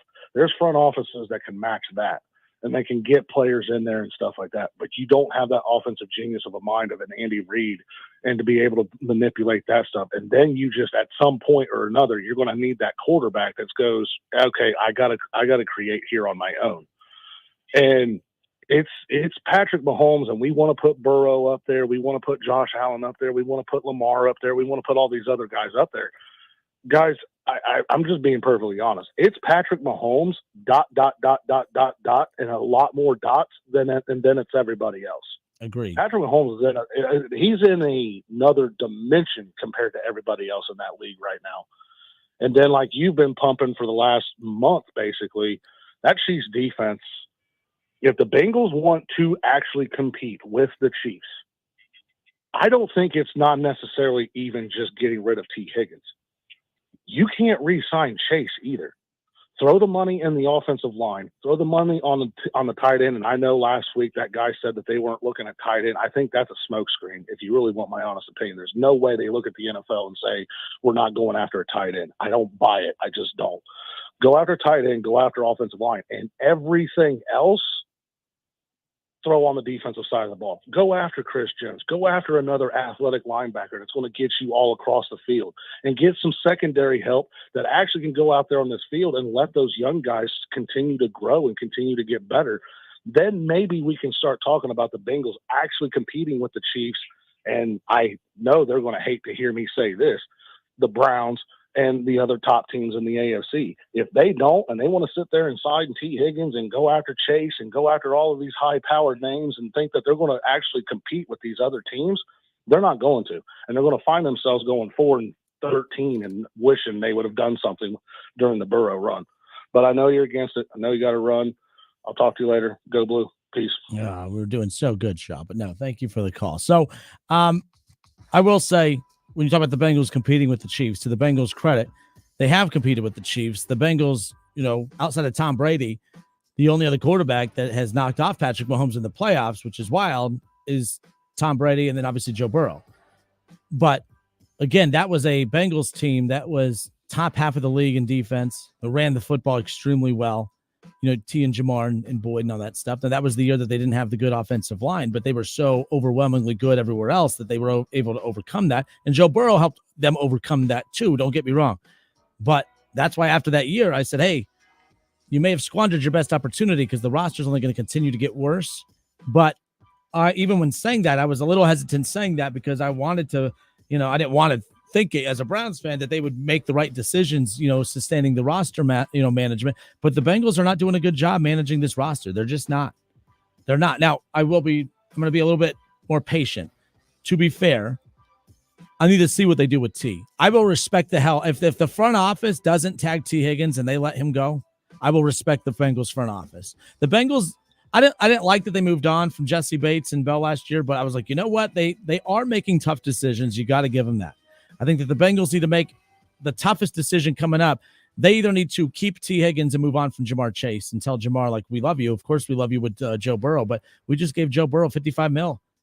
It's time for Joe Burrow to be a big boy and stop relying on all these elite weapons. He needs to go out there and do what Patrick Mahomes does. You guys say he's Patrick Mahomes.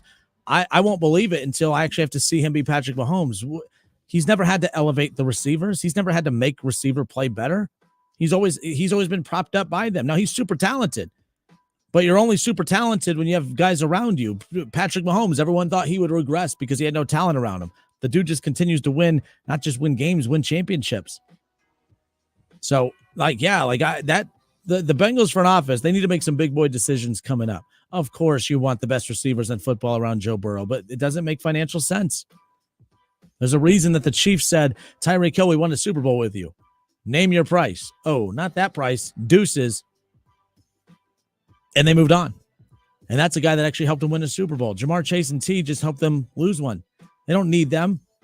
You need your quarterback, and you need your quarterback to have an O-line. You need your quarterback to have a defense. You need your quarterback to have an elite tight end. Because the bottom line is, if you look at Travs Kelce, he's the best tight end in football. And you get him the best tight end in football at a fraction of what the top 5 paid wide receivers in football are. It just makes more business sense to spend heavy dollars on a tight end that's your primary pass catcher, and then fill it in with rookies and just, cheaper wide receivers in the free agent market, and put all your money in draft stock into the defense and invest into the O-line.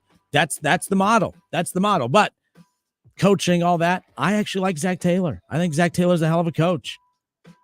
He's the only coach I know that doesn't get credit for when his team succeeds. I've never once heard say, and by the way, Andy Reid didn't become Andy Reid till Patrick Mahomes, but everyone in the chat section is saying, well, it's Andy Reid. That's why they're successful. Well, be that as it may, I agree with you, by the way. I love Andy Reid. I have nothing against Andy Reid. But like Zach Taylor, he's winning. Joe Burrow's, they're overcompensating for Zach Taylor's deficiency. Give me a break. Zach Taylor's pretty good. They'll figure it out. They lose Joe Burrow, and they still won, still above 500 last year. That's because Zach Taylor knows what the hell he's doing. Simple as that. It's Kinner Kev Show. I think KB's here. He's going to come in. He's knocking on the door. KB going to come in. We're going to talk about that Super Bowl with Keith Byars, and then I want to get his thoughts, of course, on everything that happened and went down with the departure of Bill O'Brien, and then, of course, adding, a big-name offensive coordinator, head coach of UCLA, Chip Kelly, now the OC for the Buckeyes. I'm curious KB's thoughts on that. So we'll get to all of that coming up. It's the Kinner and Kev Show here on Dayton's ESPN Radio, 1410 Wing AM.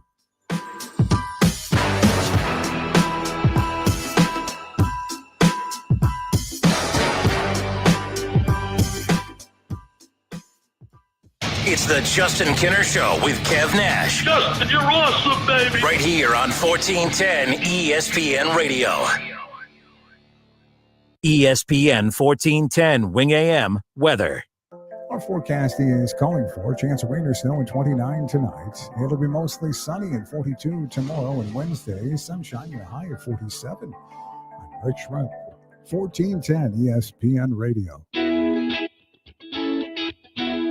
For John's 60th birthday, his family planned to drive down Old Route 66. But the trip took a detour when his wife got sick with RSV. It's a highly contagious virus that can lead to breathing problems and hospitalizations. This year, we don't want to cancel our plans. We're protecting ourselves with Pfizer's RSV vaccine, Abrysvo, respiratory syncytial virus vaccine. Abrysvo, a vaccine to prevent lower respiratory disease from RSV in people 60 years and older. It's not for everyone and may not protect all who receive it. Don't get Abrysvo if you've had an allergic reaction to its ingredients. A weakened immune system may decrease your response. Most common side effects are tiredness, headache, injection site pain, and muscle pain. For full prescribing information, please call 1-844-989-7284 or visit abrysvo.com. So don't wait. Ask your pharmacist or doctor about Pfizer's RSV vaccine, Abrysvo, because every breath matters. Hi, this is Scott Trout of Cordell & Cordell. There are a lot of great dads out there. Sometimes those dads get divorced. For more than 30 years, we have represented men in divorce, confronting the pitfalls that could devastate your finances or harm your family relationships. While every situation is different, our goal is to get the best outcome for you and your kids. Visit CordellCordell.com to take the first step. Schedule an appointment with one of Cordell & Cordell's Dayton area attorneys. 2689 Commons Boulevard, Suite 100, Beaver Creek, Ohio, 45431. Pizza's here. Oh, great. I'd love some, but I'm worried about my stomach issues. If you're worried about having diarrhea, gas, bloating, stomach pain, or loose, oily stools, it may not just be stomach issues. It could be a condition called exocrine pancreatic insufficiency, or EPI. With EPI, the pancreas doesn't release enough enzymes to break down food, but EPI is manageable. Use the symptom checker on identifyepi.com and talk to your doctor. That's identifyepi.com. Sponsored by AbbVie. This is Keith Byars for Superbook Sports. You spend valuable time thinking about which bets to place each week. So why wouldn't you want the best company in the business to be the one who handles those bets? Superbook Sports is the most trusted name in Las Vegas, and it's now live right here in Ohio for all your sports wagering needs. Superbook has a team of dedicated odds makers behind the counter in Las Vegas setting all the prices. We're talking about guys with decades of experience showing you why Superbook has the best odds around. And right now, you can look ahead to hockey and hoops postseason and place a bet on who you think will take home the title. So download the Superbook Sports app or visit superbook.com to wager and win today. Visit superbook.com for terms and conditions. Gambling problems? Call 1-800-589-9966. Call 1-800-589-9966. Gambling problems? Call 1-800-589-9966. Call 1-800-589-9966. Hungry for a great time? Maybe some great food? Then come on down to your neighborhood Submarine House. Try our oven-toasted deli subs, our mouth-watering salads, pizzas, appetizers, and more. And wash them down with a unique selection of craft beers while watching the big game on our big screens. With locations around Dayton, in Columbus, and our newest sports bar in Kettering, you're never far from a Submarine House. Subs, sports, spirits, Submarine House.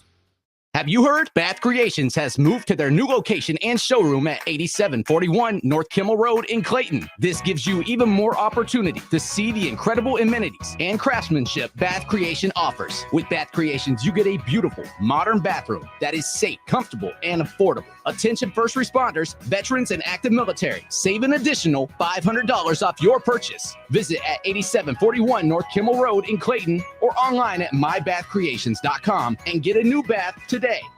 QC Kinetics patient Robert Patterson, a veteran and business owner, struggled at work and in the gym with chronic agonizing shoulder pain. Those injuries just continue to nag, and if you don't treat them, they just get worse. And I just kind of abused my body for a long time, and it finally had said enough is enough. That's okay, because QC Kinetics tells your pain, hey, enough is enough. Their regenerative treatments bring you relief by helping restore and repair damaged tissue with no drugs, no downtime, and best of all, no surgery. I was able to exceed the goals that I had previously attained in the gym. It was absolutely worth its weight in gold, so I could continue to live life without limitation. Ready to get lasting relief from your joint pain? Call QC Kinetics to learn more about how natural biologic treatments can get you lasting results. Call now. It's a free consultation. 937-936-0325.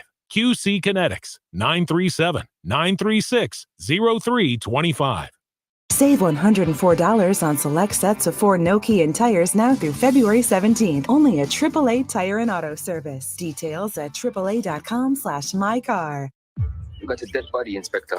I may be able to help with that. This winter, all your favorite detectives are streaming on BritBox. Don't miss exclusive new seasons of Death in Paradise. There must be something we've missed. Vera. It wasn't an accident, was it, love? Father Brown. What did he look like? And more. Once you start investigating, you won't want to stop. We're done when I say we're done. Stream your favorite detectives. Only on BritBox. Start a free trial at BritBox.com. Texting enrolls you in a recurring automated marketing text messages. Consent not required to purchase. Message and data rates may apply. Nice work. Thanks. Taking Nugenix Total T makes a huge difference for me. Nugenix? That's the testosterone booster with TV ads with Frank Thomas, right? Yes. Are they still giving out complimentary bottles? Yes. Nugenix is a great way to feel stronger with more energy and endurance. And as Frank says, she'll like it too. Text ROCK to 369-369 right now for your complimentary bottle of Nugenix. Text ROCK to 369-369. That's ROCK to 369-369.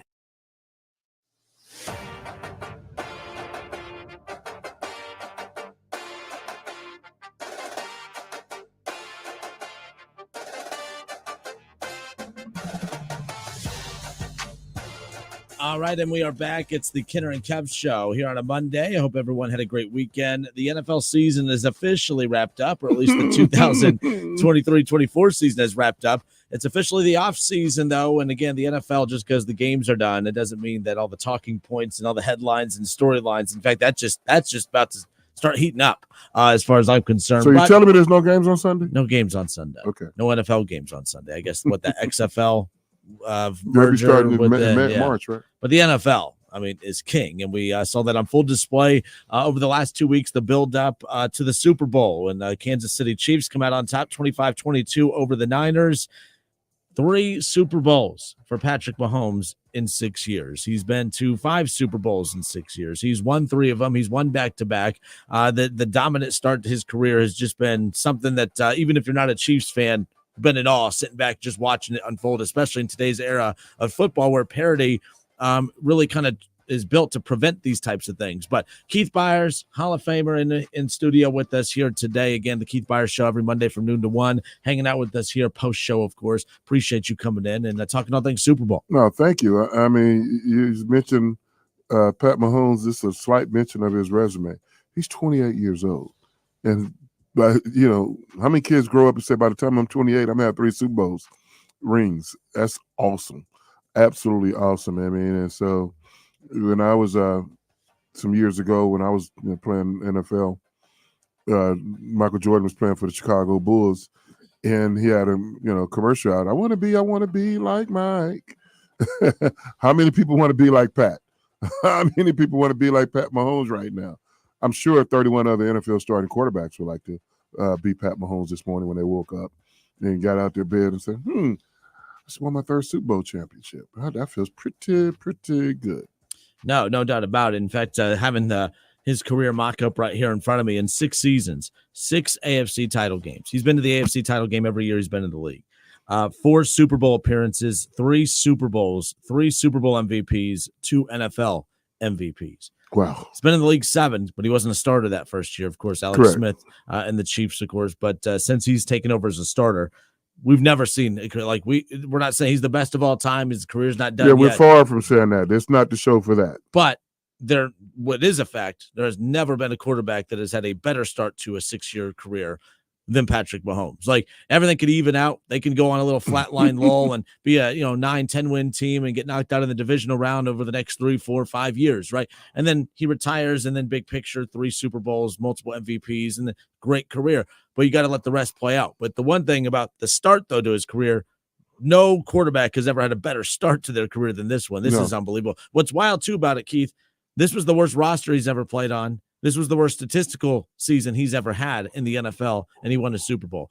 The best roster he ever played on and the best statistical season he ever had, he won a Super Bowl. There's really, that's why he got a 10-year, $500 million contract, because they had the faith to know we can't keep a loaded roster moving forward once we pay you, but we have the faith in you to elevate those around you. Mecole Hardman and some others. These aren't elite wide receivers in the NFL, but man, he put them in positions to be elite in yesterday's Super Bowl, and they showed up. The team that led the league in drops, we're talking about their biggest catches yesterday, and that was a huge come from behind win, no doubt. No doubt. That's a good question you present, because I always, when I talk to players, current players, that is, and even some recently retired, one of my main questions is, do you love the game? Do you love the game? And I remember I was at a golf tournament about, at least 5-6 years ago. Jameis Winston was the quarterback for the Tampa Bay Buccaneers. And we were up to 2:00 in the morning, just talking sports and, having a good time. And I asked Jameis a question. I said, because he's one that was at Archie Griffin's golf tournament. So Jameis was a young player, and, comes from a good family. And, he was young enough to sit back in the room to allow us old, retired NFL people talk and just sit there. He said, man, I just want to sit there and listen to you guys and ask a couple questions here and there. So we was up to 2:00 in the morning, just talking shop. And one of the things I asked Jameis Winston, I said, be honest with me. On the Tampa Bay Buccaneers right now, how many guys you think love the game? The money's fine. I'm not talking about, it wouldn't be playing the game if they wasn't getting paid. You done did it free for too many years. Now you're getting paid. So take the money aside. How many actually love what they're doing? And he said maybe 50%. I said, okay, that's a little higher than what I was thinking. But he agreed, said about half the team that really love the game of football. Now, and I'm not trying to be a revisionist historian or anything like that. But when I was playing, I asked that same question amongst my teammates. It was probably close to 90, not 100%, but it was in the 90 to 92, 93 percentile. Because some guys were playing because they were good. They didn't necessarily love the game. And other guys, they were the other two, it's like, man, I'm here to get paid. But everybody's getting paid. A healthy sum, whether you're the lowest paid guy or the highest paid, still a really good living. You're undrafted rookie free agent, you're going to make $750,000 in the NFL. I think we could all live on that. So I'm saying that the roundabout way of saying, because of Kansas City Chief and Pat Mahomes, he's won 3 Super Bowl rings by the time he's 28 years old. If these free agent wide receivers are free agent, other players, Kansas City is now a destination spot to be. You want to win a Super Bowl, you got a young quarterback. Not putting a cap on Pat Mahomes' future, but he's got 3 Super Bowl rings at 28. What will he have at 35? What will he have at 38? I don't know. Will he be playing at 35 or 38? Will he be playing at that age? Because, Tom Brady, and I'm not saying football is not Patrick Mahomes' life, but is football it's his life right now. But, Tom Brady, we not, sounding, insensitive here, but he picked football over marriage. He picked football over family. He's not a bad family man. He's not a bad father, but Sure. His public life or his personal life was made public. Him choosing to not retire and go play for the Bucs led to, one of the talking points towards his divorce, right? Football was his life. Patrick Mahomes loves football, but is it his life? Can he continue this to go to play to 38, 40 years old? He's already accomplished more in 6 years than the rest of the NFL QBs combined right now. And that's not an opinion. You go look at it. There's less than a handful of active quarterbacks who have won a Super Bowl right now. He could get bored eventually and just say, I've done everything you can do. What else do you want me to do? Win another MVP, win another How much Super more Bowl? money can you give him? Yep. So So if money's your main motivator, where's your motivation? Your main motivator ought to be the competition, to drive, to be the best there is. Because everybody's paid well. It's just some players are paid more. So if I'm a free agent wide receiver, I may take less money to go play with Kansas City. It's all going to be good money. And this the NFL. You have to, when I was part of the free agency, you have to get used to seeing your favorite player in a different jersey. So you Cincinnati Bengals, T. Higgins might wear a different jersey someday. Boyd might wear a different jersey. Well, Boyd's gone. That he ain't coming back. That's we know. But I'm saying he could be in that Kansas City Chief uniform. Oh yeah. Oh, I see what you're saying. Yeah. You know what I'm saying? Yep. Jamar Chase could possibly wear a Kansas City Chief uniform, even though he's playing with an elite quarterback in Joe Burrow. But yesterday, we prove that, when I do my quarterback list, elite, above average, I need to probably come up with a certain category because there's no quarterback in the NFL today on Pat Mahomes' level. It's that I'm doing, and it's not. I'm not knocking Joe Burrow. I'm not knocking Deshaun Watson. I'm not knocking Josh Allen. Lamar Jackson, the current reigning MVP, Justin Herbert, but none of those quarterbacks are on Pat Mahomes' level. Not even close. He's on a level by himself. Well, Lamar Jackson at least has 2 MVPs, but he's not on that level. But he's not on that level. That's great, but you combine the Super Bowls of Lamar Jackson and Joe Burrow and Josh Allen, and let's throw Aaron Rodgers in there who has a Super Bowl. Guess what? You combine all of them, they're still 2 Super Bowls short of that. Lamar, 2 MVPs, obviously Aaron Rodgers, multiple MVPs as well. But I think we talked about this a few weeks ago, but I started looking at it.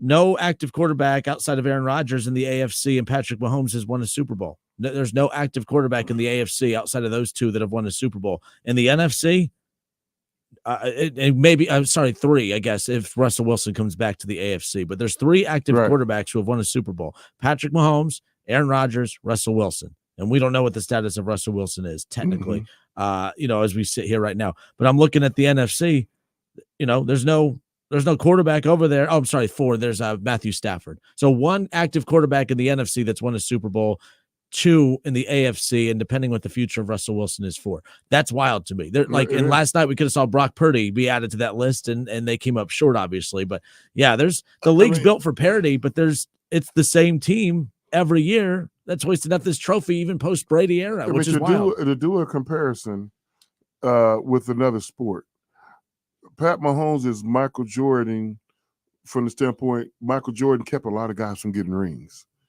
That's what I'm trying to say. So if Michael Jordan's not in the NBA, Charles Barkley has a ring. Patrick Ewing has a ring. Karl Malone has a ring. Those guys wouldn't, Michael Jordan did a good job of making sure those guys never got a ring. So because we have Pat Mahomes, thus for Joe Burrow, you don't have a ring. Jalen Hurts, you don't have a ring. And the Bengals maybe squandered their opportunity. Yes. Because Joe Burrow and the Bengals, it's the only team that's been able to get by Patrick Mahomes. Well, Tom Brady, but he's no longer in the league. But Joe Burrow got to the Super Bowl with the Bengals. They went out there and went out there. So, was that your one opportunity? Because everyone kept saying, well, Kansas City, they'll be humbled when they got to go on the road for playoff games. Well, guess who he beat? He beat Josh Allen. He beat. Kansas City gave the Bengals a rematch last year. Yeah. In Burrowhead Stadium, allegedly. Yeah. We found out it wasn't Burrowhead Stadium. But look at their run to the Super Bowl this year. Having to knock out Tua at home, but had to go to Buffalo and knock out Josh Allen. All right. Yep. Had to go to Baltimore to knock out two-time MVP Lamar Jackson and top 3 defense in the league. And then goes on to win the Super Bowl, against the top team in the NFC. Even everyone kept saying, oh, we'll see what he does. He has to go on the road to play. Well, he didn't just go on the road, but he knocked off 2 of the top quarterbacks in the league. Yeah, you look at Tampa Bay with Tom Brady. They went on the road to beat Washington, went on the road to beat New Orleans, went on the road to beat Green Bay, and technically went on the road to win the Super Bowl. That Tampa Bay Buccaneer team, who gave them a chance. Yep. And so this Kansas City Chiefs this year, are they better or worse than last year, talent-wise? Probably a little worse. Same results. Super Bowl champion. Now, do you think in the back of Tyreek Hill's mind, I wish I could have took a few less money. I could have me 2 more rings if I'd stayed in Kansas City. I feel like he'd regret it if he didn't have at least the 1 ring. But think about your career. If you could have had all the money in the world and at least 1 ring, or then you have those who don't have a ring but chase money, man, I should have taken less money to get the ring. Or I have all these rings, but man, I left money on the table. He might have that perfect down the middle one, right? He has but to your point, it's one thing if they go on to win 1 more without you, but they're in the midst of a dynasty post Tyreek Hill era. So now it's you start questioning. And this is what I've said about the Bengals, who are so desperate about Jamar Chase and T. Higgins. I'm like, they make your life easier, but they also make your life more difficult because to keep them, you don't have the guys on the other side of the ball that basically won the Super Bowl. The Chiefs yesterday held the Niners to 20 whatever points it was. The defense. You could say, oh, Joe Burrow, if he was here, it would have been a different story. The Bengals defense, the second worst in the league, they're going to hold the Niners to 20 points. Oh, but they beat them earlier in the season. That was in the midst of the Niners losing to the Browns with a backup quarterback and everybody else. They weren't playing good football that time. You're playing your best football, in September and October. You ought to be playing your best football in November, December, and January. Kansas City played their best football at the end of the year. Look at the last 4 times Kansas City got the ball yesterday. They scored touchdowns. They scored points. Put points on the board. That's playing your best football when you absolutely positively have to have it. They went and got it done. Mm-hmm. I'm hearing while watching the game yesterday, this defense is tired. It's the Super Bowl. Get off the field. You train all off season for moments like this. You have 5 months to rest coming up. Yes. I don't want to hear tired. You want to be a champion or not? What are y'all training for? It's to get to Super Bowl Sunday. Not to get you to the regular season. It's for the regular season and beyond. This is the beyond part. There's no wearing down. It's a Super Bowl. You seen Debo get hurt. Hey, Debo, you better come back in this game. George Kittle's get hurt. George, you got all your show. You better get back in this game. And they did. Yeah, I was going to say, to their credit, they did. It's like, oof, Justin, Kinner, Keith Byars with you here. Talking a lot of things, Super Bowl reaction today. The Chiefs win back-to-back 25-22, the final over the Niners yesterday. We'll step away for a few minutes. When we come back, we didn't even get to talk about on yesterday's show or today on your show. So much going on with the Super Bowl. Chip Kelly, the new offensive coordinator for the Buckeyes. We'll get a few more. I'll stick around for another segment. We'll get a few more minutes with Keith to touch on that. We'll be right back.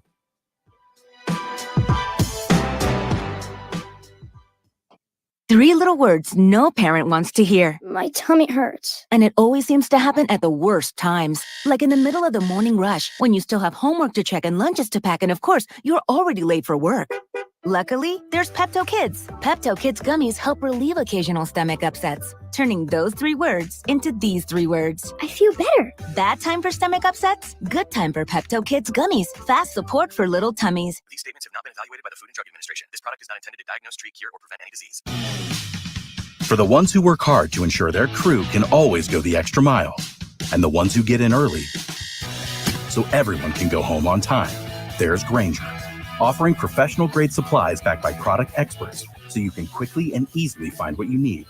Plus, you can count on access to a committed team ready to go the extra mile for you. Call, click Grainger.com, or just stop by. Grainger, for the ones who get it done. Listen to this station anytime, anywhere on Odyssey. Odyssey is your new audio home for all the music, news, sports, and podcasts that matter to you. Odyssey. That's AUDACY.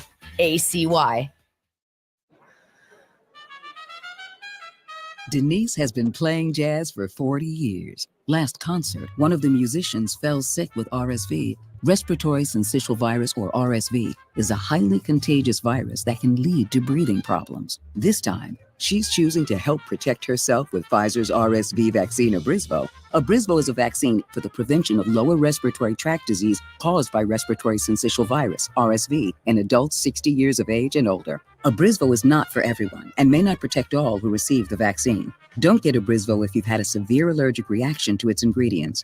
People with a weakened immune system may have a decreased response to Abrysvo. The most common side effects are tiredness, headache, pain at the injection site, and muscle pain. Ask your pharmacist or doctor about Pfizer's RSV vaccine, Abrysvo, respiratory syncytial virus vaccine. For full prescribing information, please call 1-844-989-7284 or visit abrysvo.com. Brought to you by Pfizer.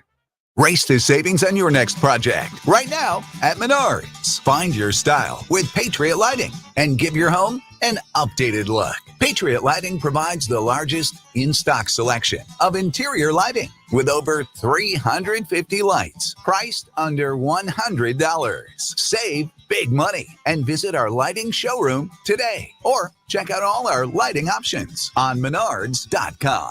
Save big money at Menards. The Flowerman here with our annual Valentine's Day tradition. A dozen roses for $12.99. That's incredible. A dozen roses, only $12.99. So beautiful.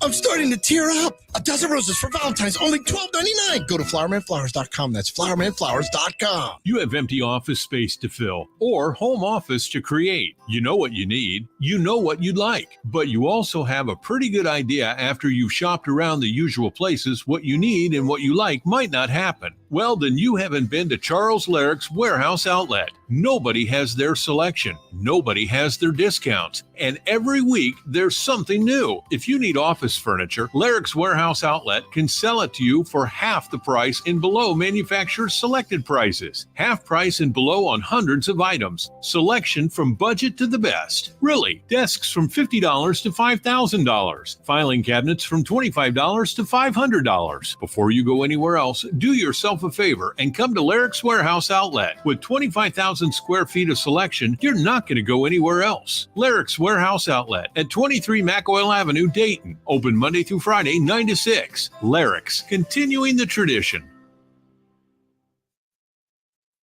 Hello, it's John Kozik, founder and president of TurboTrack Realty, and I buy houses as is fast for cash. Call me today for an all-cash offer on any of your properties, and we can close within days at 614-470-2000, 614-470-2000. Do you own a property that's outdated and needs thousands of dollars in repairs? Great, I'll buy it. Give us a call today for an all-cash offer at 614-470-2000, 614-470-2000.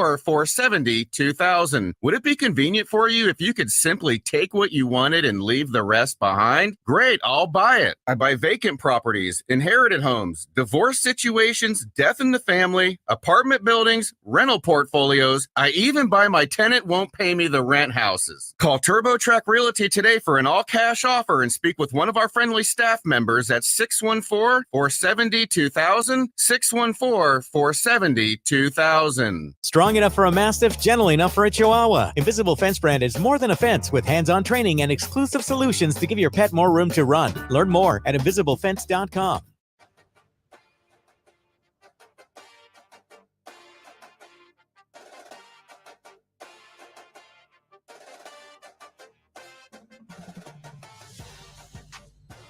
All right, and we are back. We still have College Football Hall of Famer Keith Byars with us here in studio. It's the Kinner Kev Show here on a Monday. The Keith Byars Show you can catch every Monday from noon to 1. The KB Show presented, of course, by Lee's Famous Recipe Chicken. We've spent so much time on the Super Bowl, and deservedly so, Keith. I mean, football is king. It only happens once a year. But Ohio State's had one of the more – I can't remember the last time they had this active of an offseason, and it sounds weird saying offseason as if we're talking free agency, but that's the era of college athletics that we're in. We can sit here and scream into the wind about it or, just, accept it. I remember when Urban Meyer left, that was a very busy offseason when Urban retired after the Rose Bowl. And then there was the talk of, is it Tate Martell? Who's your quarterback? Ryan Day's taking over. And then they go get Justin Fields. And then that seemed like a busy offseason, right? That is nothing compared to this. You look at the money that was spent on NIL, the big time transfers that they were able to acquire. They get the running back from Ole Miss. They get the safety from Alabama. They get the offensive lineman from Alabama. They continue landing big name after big name and, out on the recruiting trail. But then they get Bill O'Brien, and Bill in Ohio State apparently is such a hot job that all you got to do is be an OC for them in the offseason for 1 month, and then you're a head coaching candidate again. He takes over for Hafley at Boston College, Keith, and that opened up the door to fill the OC position again, and Ryan Day hits a home run, except I have never heard of a head coach leaving a head coaching position to go be the OC at Ohio State, somewhere else. Now, we've seen the head coaches in the MAC do it. We've seen, at smaller schools go up to be the OC at an Alabama or an Ohio State. But it's a Big Ten team. UCLA from the Pac-12 coming to the Big Ten. A lateral move. It's demotion. Yeah.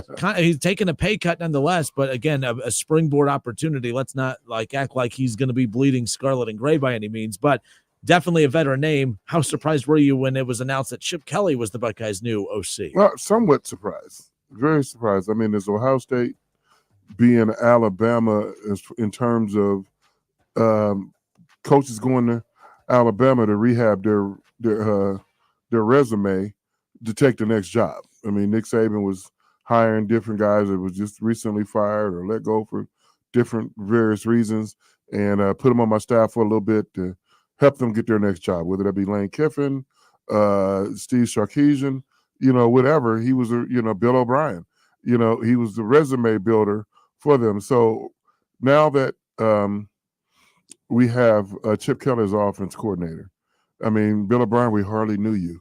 You didn't get a chance to know you as a coordinator. How long is the question?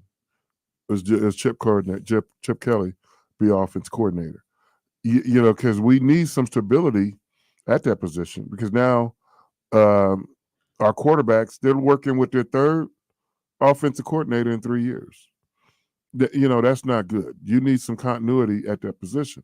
Help me understand that real quick. With working with a third different OC, and I completely agree with you on that. Obviously, that's not an opinion. That's a fact. Mm-hmm. But when the different OCs over the years who weren't responsible for play calling, Ryan Day was the play caller. This is a legitimate change.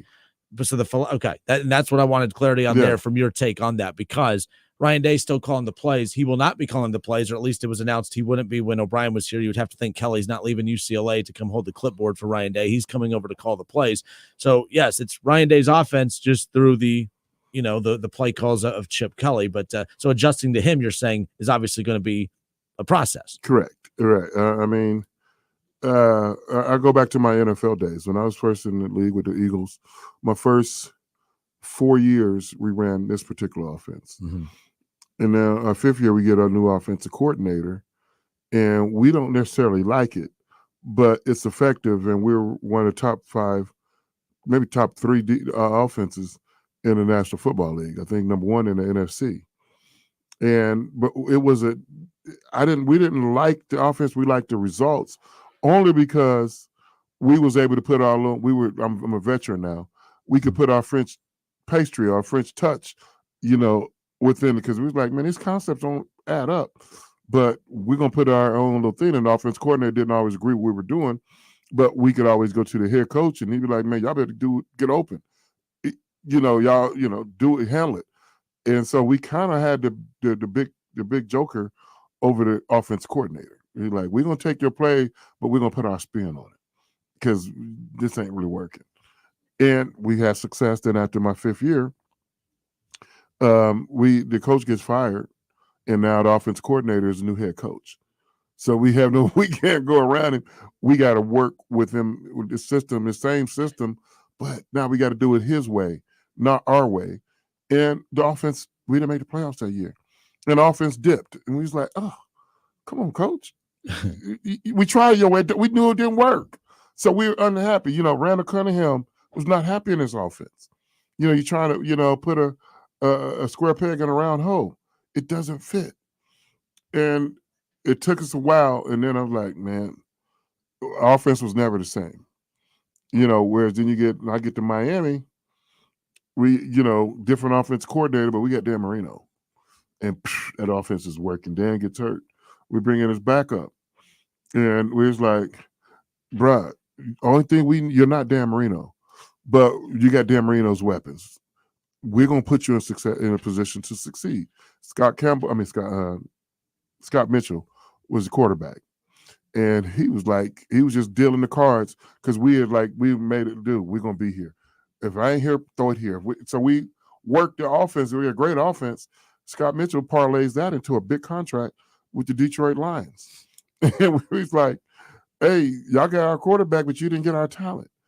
And they was like, we want that Scott Mitchell we saw in Miami. Yeah, but he's not got Byars, Jackson, Fryer, Ingram, McDuffie. He don't have that. And they found out it was different. So we had a great system. It has to work within it. So now the Ohio State Buckeyes have to answer the question. Chip Kelly has his style. He has more of an up-tempo, fast-paced, style of offense.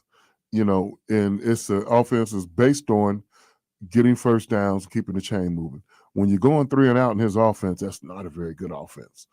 And so when he first came into the NFL with the Eagles, they had some success, but then after a while, it slowed it down. And that's why Chip Kelly's no longer head coach in the National Football League. Do you think it's a very effective college offense? It can work in college. He has success at Oregon in it. He has some success at UCLA. He don't have the Bubbas and Joes for a system that Ohio State is going to provide for him. So we have everything except the quarterback. The quarterback is TBD, to be determined. So do you think it's going to be Chip Kelly's offense or Chip Kelly calling the offense of Ryan Day? Because to me, because I'm with you. That's what I got excited about with Chip Kelly's offense, because you give him when he was having success at Oregon, when he was there, he had weapons, but he didn't have these weapons. So I'm excited about that. But at the same time, is Ryan Day, because you went to Bill O'Brien with the idea of, okay, you're running our offense. I just need you to take over play calling responsibilities, because as you've said, the emphasis of to be the CEO, to look over the team as a whole. Is that, that's the question I have. I'm with you. I love Chip Kelly's offense, and I think he has the Bubbas and Joes, as you said, to run it. But is Ryan Day going to let him run Chip Kelly's offense, or is it going to be Ryan Day's offense? Because Chip Kelly, we don't know how long he's going to be here. So do you really want to let him instill his whole offense just for one season, just so he could bounce after the first year? That is a multi-million-dollar question. Because that's what I'm – because it's going to be – like when I asked the question, when I first answered, how long is he going to be here? Now, that could be a couple of different answers. One could be a long time. And if he's here a long time, guess what position he's not? He's no longer the offense coordinator. He's the head coach. That was my next follow-up. He is the head after coach. This. If he's here a long time, he's the head coach. If he's not here a long time, he's going to be head coach somewhere else. So if he's here at Ohio State wearing scarlet and gray, he's the head coach. So if I'm Ryan Day, did I just hire my replacement? Yep. Or did I just hire the guy that's going to keep me here? It's a double-edged sword. It's a different question concerning. It's less than a year now. Concerning Ryan Day's future with Ohio State. It's all in this year. And if I'm Ryan Day, if I want to be here in 25, 26, 27, 28, I have to have trust. And that's why you hire your coordinators anyway. From day one, hire guys you like, hire guys you trust, hire guys that can get the job done. Maybe in the reverse order, what I just said. Hire guys to get the job done, guys you trust, and then guys you like. You have to be in that order to have success. Because if you don't trust your offensive coordinators and your defense coordinator, why are you hiring? Because you hire them because you trust them to do their job. Because you're the CEO, and you got to be wise enough and intelligent and in tuned enough to know what ain't working and what is working. I mean, sometimes you got to go in your coordinator's room, the offense coordinator say, hey, I need more of these plays and none of those plays and maybe less of these. This is what I want to happen. Coach, call them. Walk in that defensive room. I need more of this, less of that, call it. I don't care how, this is what I need and this is what I demand. If you can't do it, I'll fire you and get somebody else in here to do it my way. This is my defense. I mean, this is you're the architect of this defense, but this is how I want it run. Yeah. That's leadership. I mean, when I learned that from a couple of different coaches, but certainly when I played in Miami for Don Shula. And Shula would sit in the offensive meeting rooms and listen to Dan Marino and our offensive coordinator yell and scream and cuss each other out. And then Shula's in the middle and be like, okay, y'all had enough. Now I'm going to say something. We're going to do it this way. So sometimes that means I'm going with Dan Marino. Sometimes that meant I'm going with the offense coordinator. And I used to just sit back and be like, give me some popcorn. This is good. Y'all watch those guys argue because they was both passionate about what they felt about a play and how we were going to do it. But then that's where the head coach steps in and takes over and be like, okay, that's enough. This is where we're going to go. And so, and you got to check your ego at the door because sometimes Dan Marino will be like, okay. And sometimes the offense coordinator will be like, okay. Because we all want to do well and be successful. And Ryan Day needs to have that kind of growth as a coach that he don't feel threatened. And you got an ego just as big. A lot of people know Chip Kelly. And things aren't going right. And our offense is scoring a lot of points. And the defense is not. And we're losing the play. We like, maybe he ought to be the head coach. Maybe that. And Ryan don't know what he's doing. So you can't let your ego get involved, Ryan. You're going to get credit. You got to let go and trust. Because if the team wins, you're going to get a lot of credit for that.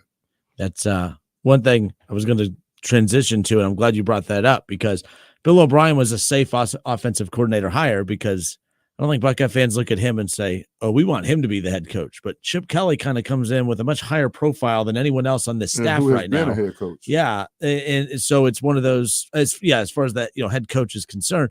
So that's the dynamic that's interesting is that like, when Nick Saban brought on Bill O'Brien, no one in Alabama was worried about Bill O'Brien being the successor to, he's been a coach at Penn State. So, people liked Lane Kiffin, but no one thought Lane Kiffin is bigger or better than Nick Saban. But Chip Kelly coming in, that's a different story at Ohio State because, again, you're right, Keith. If things don't go well, they lose to Michigan next year. They don't win a national championship next year.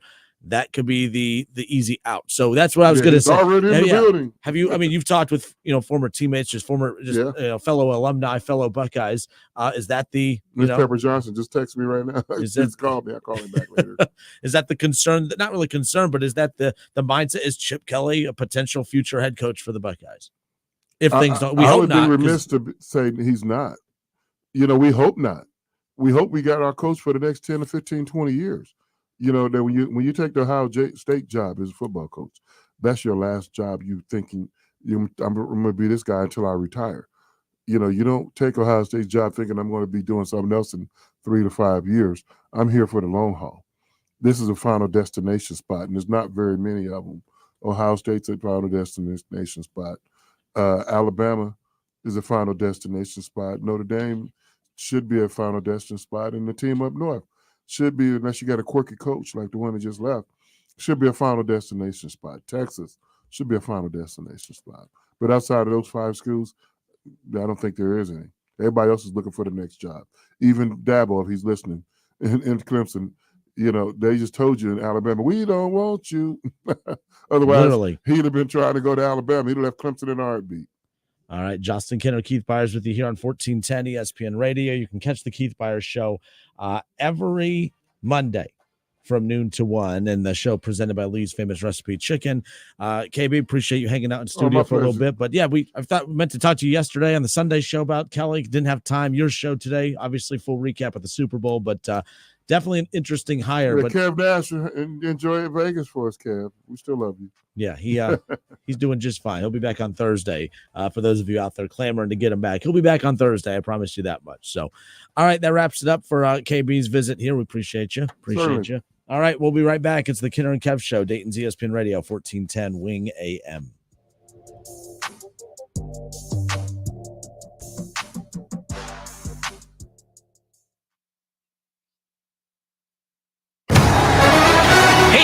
It's game